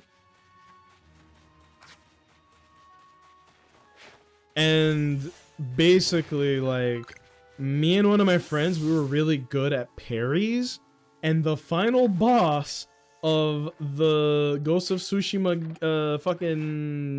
raid mode was really cool because it was like a sorceress or a witch, and you would have to, she would summon somebody to 1v1 her while the other 3 people are doing objectives in the raid, and it was really cool. But that's just not the way they do shit anymore, bro.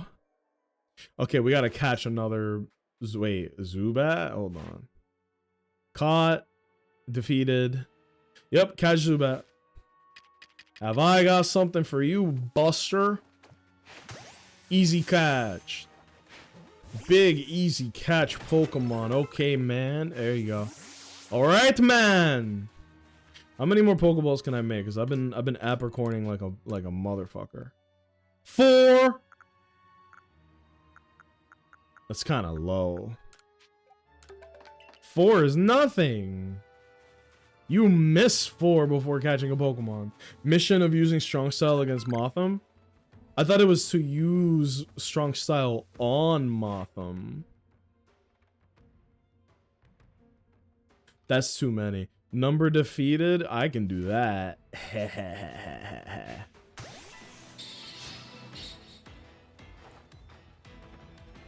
Oh, this is an Alpha Zubat. What? I was like, why is the music different? This is like King Zubat, basically. Well, who am I to, you know, deny him some form of dignity? It would be kind of cool to have this. Gotcha! He might evolve, like, immediately. It's another cool thing they did in this game. They made it so that evolving is a better process, remembering your old moves is a better process. It's just, there's a lot of cool shit that they did in this game that I was hoping that they would carry over to the next game. Like, if Gen 9 were more like Legends Arceus, ooh, we'd have flying cars by now. Turn around. No, don't look at me.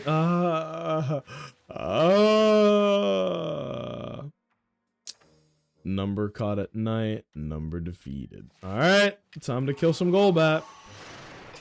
Okay.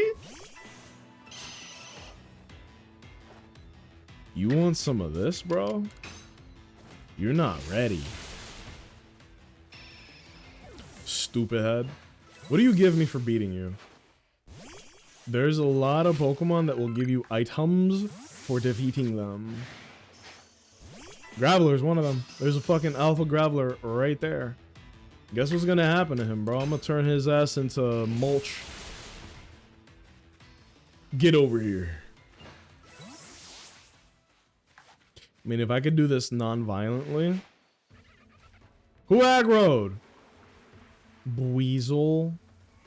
Buizel, are you dead ass? Are you dead? Oh, I'ma kill you. Oh, I'm gonna kill. I'm gonna kill all of you. Line them all up, bro. Hell no. And the Zubat? I'm gonna enjoy this. Y'all really ruined this for me, you know that? Brush it off. This is the equivalent of like somebody going into a freaking like a junior varsity football team, or better yet, like a elementary school football team, and then just swinging at everybody there. Level 14 versus level 48. The lion does not concern himself with... Nope, couldn't even finish my sentence. Level 30 Graveler, he's already attacking me. Number of times defeated with fighting type move. Oh, I got something for that ass. Nope, not you, not you, not you, not you. You. New guy, go! Alright, little man. Oh my god! I was really excited to see what close combat looked like in this game. The animations in this game are really cool too, just for the record. I like that. Beat his ass. Oh, it's a Geodude. Sneak up on this one, I will. Why are you looking at me? We have destroyed a lot of Geodude. Oh my lord. Almost have Geodude's task finished. What the hell? We do need to catch one though. Which might be kind of hard when I'm this strong. Nice try, dude. Please tell me I have like a bitch made move. Level 14?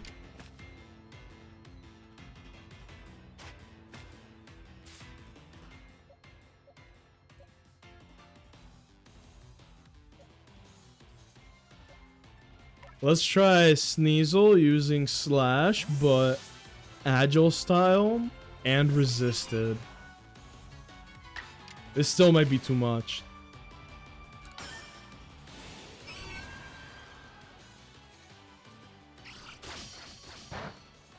Nice. Low key, he tanked that shit. I have so much respect for Geodude and Graveler. They're good Pokemon, man. It does make me very sad that there's a lot of Pokemon that have been power crept. A lot of people don't associate power creep with Pokemon, but the truth is something far more sinister. Because, like, between the existence of Ultra Beasts, who are these literal min-maxed Pokemon. Wait, I don't remember how to get rid of this. I know how to do it. I don't remember how. I've done it. I literally have destroyed this before. But I don't remember how.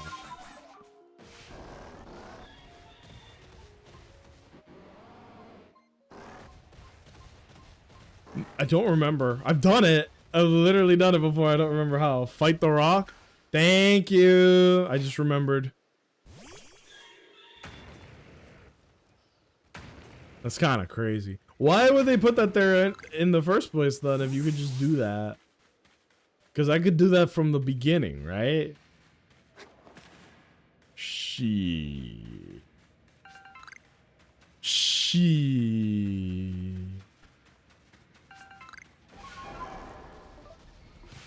Wait, actually, I should be using Ursaluna. We're not out here trying to speed run or nothing. We can just... Oh, wait. The game actually does want me to do this. Hold on. Whoa! Got a hair in my mouth.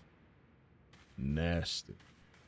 Is that a Machop? I don't think I've seen one of those before. Yeah, look at that. Get over here.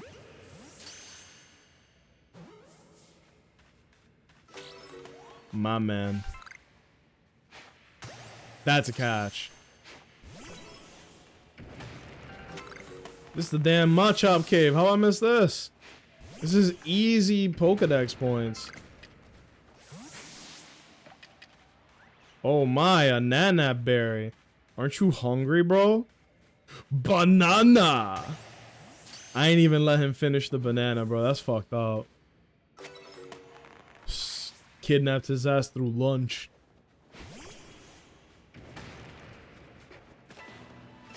Ah!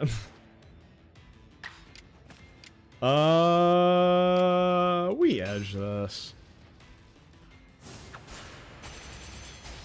That's actually pretty high level, I'm not even gonna lie.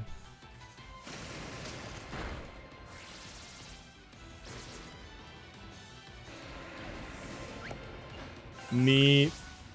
That was a lot of Tumblestone for beating him. I think I have more Tumblestone than I do Apricot. Or Apricorn. Can't say Apricot, that's not a thing. Legally distinct, after all.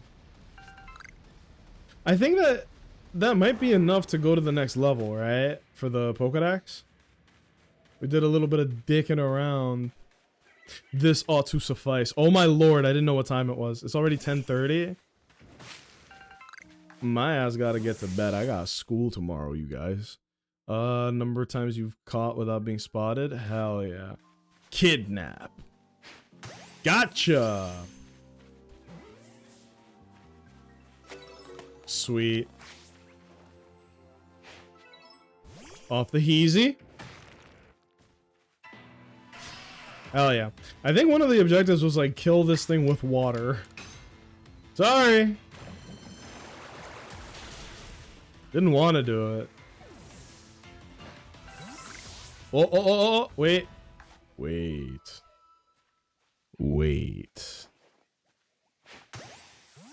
I don't like that Mega Lopunny looks like it's wearing ripped leggings. Have you guys noticed that or no? Am I weird for noticing? It was actually pointed out to me and I was like, I don't like that.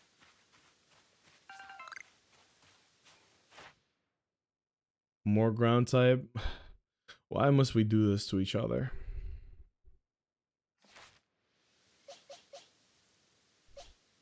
Sorry about this little one. Gotta kill them all. Mud bomb. I missed.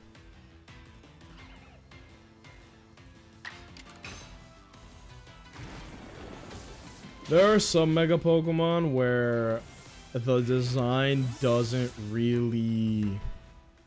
I'm not vibing with it. And Mega Lopunny with the ripped leggings is like... Why'd you do that? Why did you give this Pokemon skin that looks like ripped leggings? That's crazy. You're crazy, Game Freak. More like Game Freak, am I right? I don't know, man. Kinda crazy.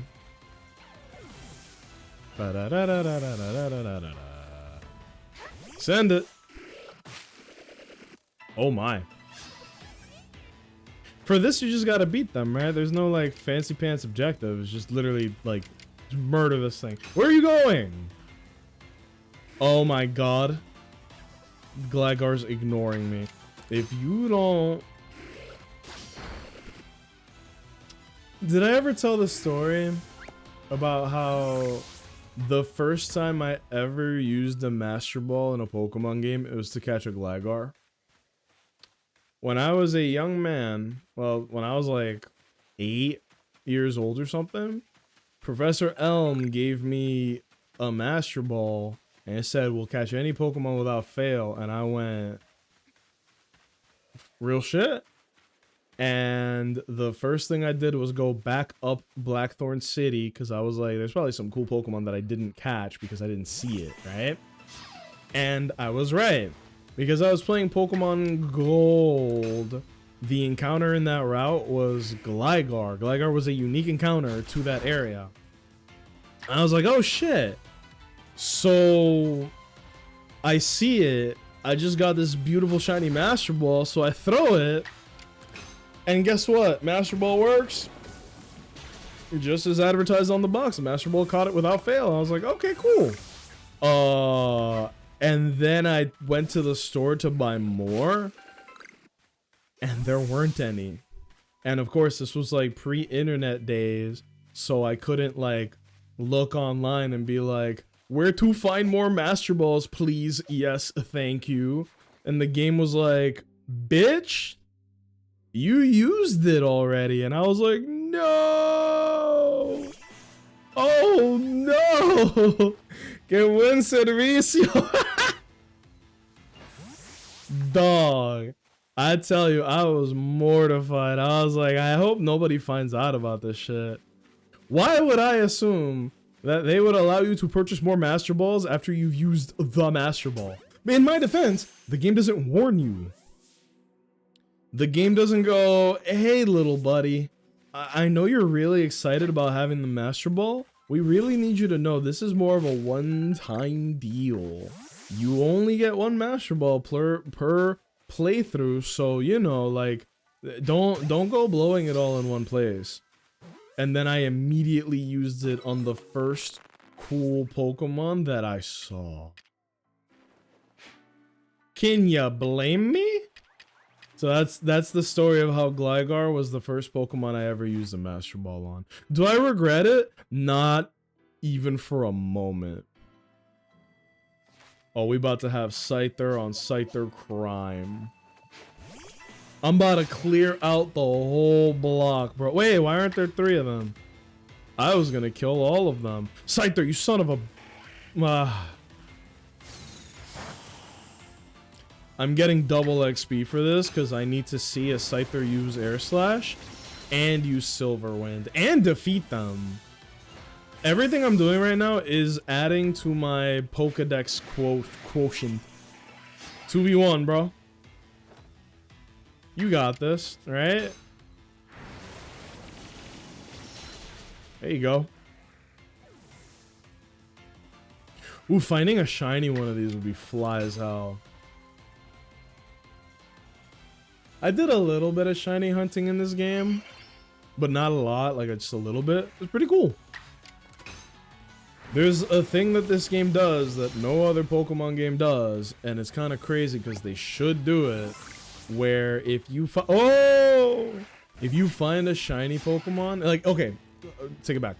If a shiny Pokemon spawns in your draw distance,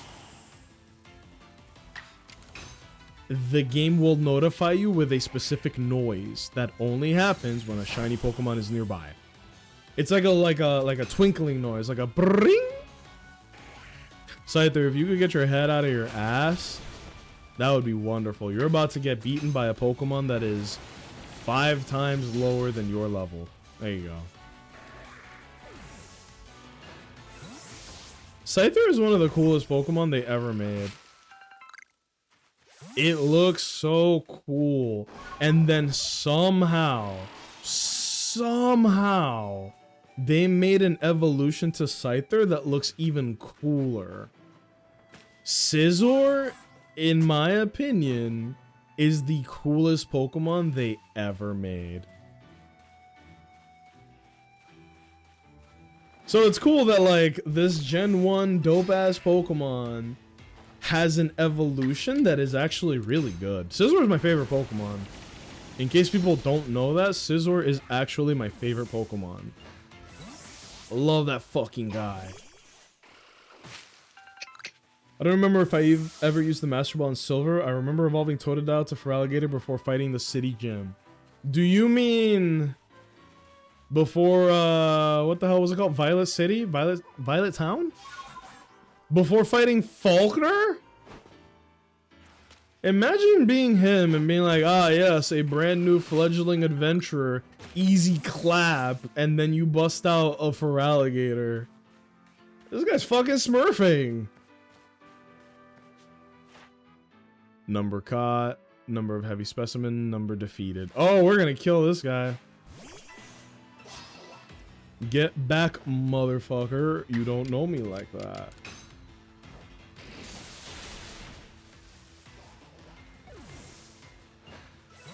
Is this a Pecha Berry or Apricorn? No, you don't see me. You don't see me, you don't see me, you don't see me, you don't see me. Well, she saw me. But the other one doesn't. Oh my I didn't mean to throw that. I didn't realize I was out of Pokeballs. She ran away. But did she see me? Or he? Venereal, not gender locked. Yeah, that was a dude.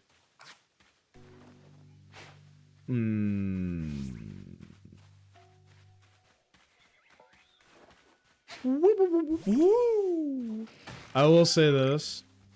The Pokemon cries for Gen 4 might be the best ones. Gen 4 is actually unrivaled in vibes.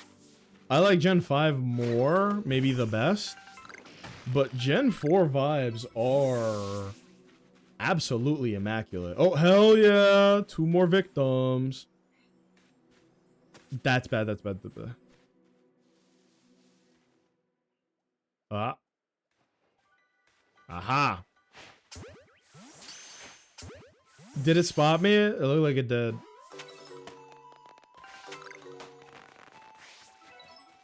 Dude, I need to go back and get more Pokeballs and Apricorns, because damn. We're really struggling. Yet at the same time, I am going for all of the Apricorns that I can find, bro. There ain't enough out here in the damn world. Sometimes you have to do like a run, right? You have to do a run of just grabbing as many Apricorns as you can. I don't think you can buy Apricorns or Apricorns. I think you have to buy Pokeballs. Which, like, come on, bro, that's a ripoff. Don't do it. Don't do it. Don't do it.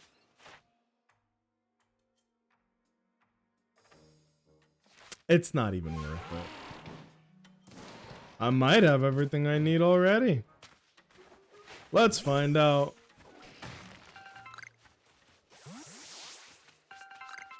You should get a bit of Tumblestone.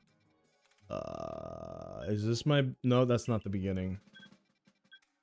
Is this the beginning? Oh, son of a bitch. Hold on. Onwards, Ulysses! Wait, should I do something with this barrel? What? I mean, he kind of just vibing. Number defeated? Bro, beat his ass. Creep.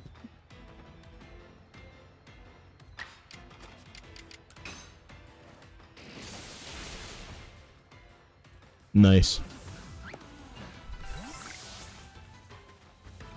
Beat up this one, might as well.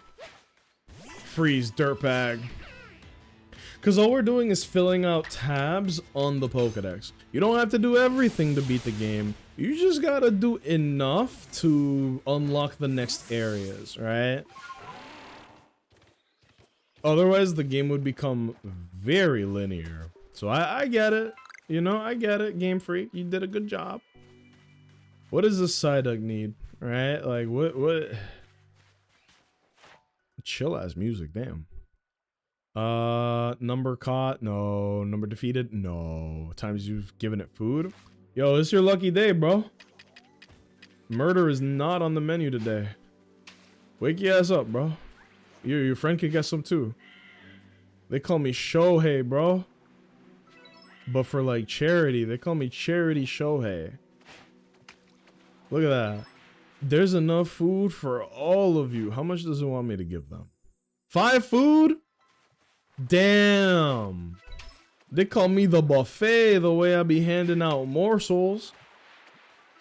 Nom nom nom. I'm about to eat them. That's why you're doing this. You know what? I choose non-violence. Y'all have a blessed day. What is this fucking alpha wormpole? What you got for me, bro? Number defeated. Times you've seen it use poison sting. I don't care enough to fight this. Number you've caught without being spotted. Well, that option is sailed, so I'm gonna see you next time, bro. Peace. I am not making it back to the beginning. Let's talk Pokeballs, yes. We're so back. We are so back in business. Ooh. Hell yeah. Show me the numbers. Wait. Oh, there we go. 38 great balls is actually not that crazy, but I'm acting like I hit the jackpot or some shit. I was hard stuck in the city with the casino since I didn't understand English. That, I mean, if you're playing English and you don't understand, that would definitely be a fucking hurdle. Like, not even joking, that would actually mess me up. My uncle was like 12 or 13 years old and his stupid ass. Oh, wait. More than enough for the next thing. There you go. Return to the village. Beep boop. Return to village. My uncle was playing Pokemon Silver and his stupid ass, because I don't like him. I'm gonna talk shit about him. His dumb, ugly, butthead ass butt was too dumb to figure out the puzzle in Cerulean City in Heart Gold Soul Silver. Right? If you don't know what it is, oh, I'm loaded, I'm rich! I'm rich! I can sell this shit too, I don't care about this. That is one cool thing about this game. You can find stuff that you're like, I don't care about this, and just freaking sell it. I've never seen that berry before. I don't care. Bugwort? Get this bullshit out of here, bro. And then I know that, yeah, look, these stones, individually, not that much. When you get a bunch of them, big money motivated moves. I know by the end of the game, I had so many copies of some of this stuff. They used to love me at the bank, bro. I was really hoping these guys had Pokeballs. I think it's you, right? Mr. Volo? Jet Ball set. Huh?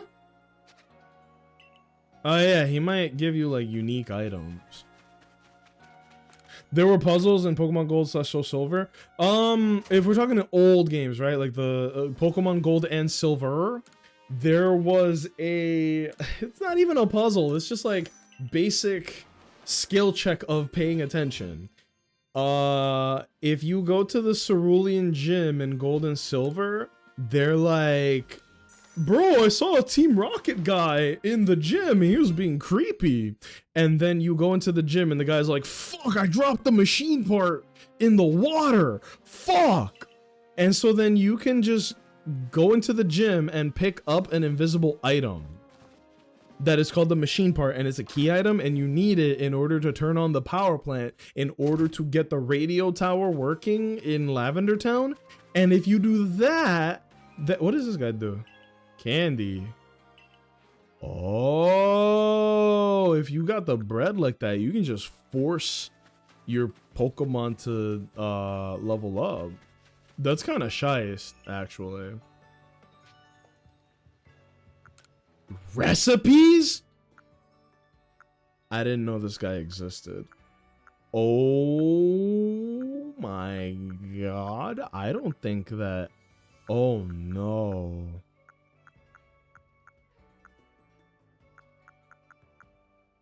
I don't think I ever went to this guy in my version of the game. Recipes? Oh, here we go.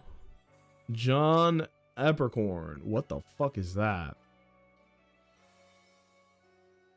Cool. This is actually pretty good.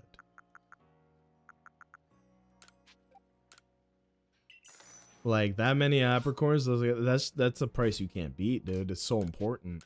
Because you do need, like, you're not going to use Great Balls all the time forever. You kind of do need, like, fodder Pokeballs, you know? Now I'm loaded up. Look at this. 21 Pokeballs, 50 Great Balls. I like that. And we got way more space now. More space now than when we started. Yes, sir. That's the life of a Pokemon trainer.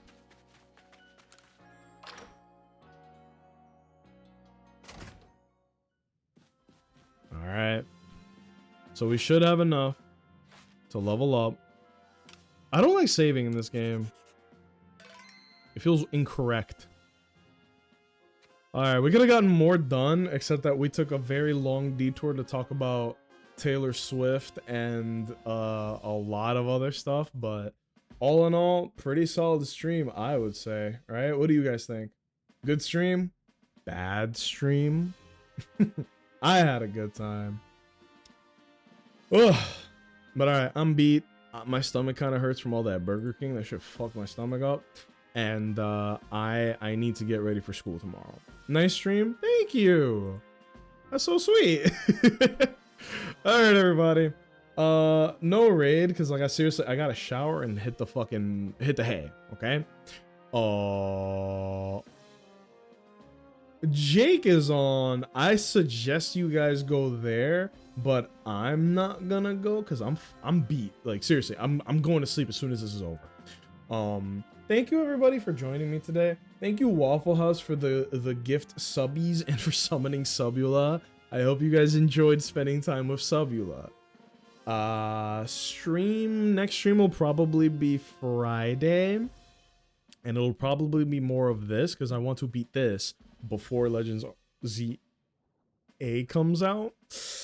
And then after ZA, I think we're going to either play Ghosts of Yote or Silent Hill. Maybe Silent Hill because it's new and it's a spooky game and it is October. But we'll see. That's it from me, everybody. Good night. Good night. Bye.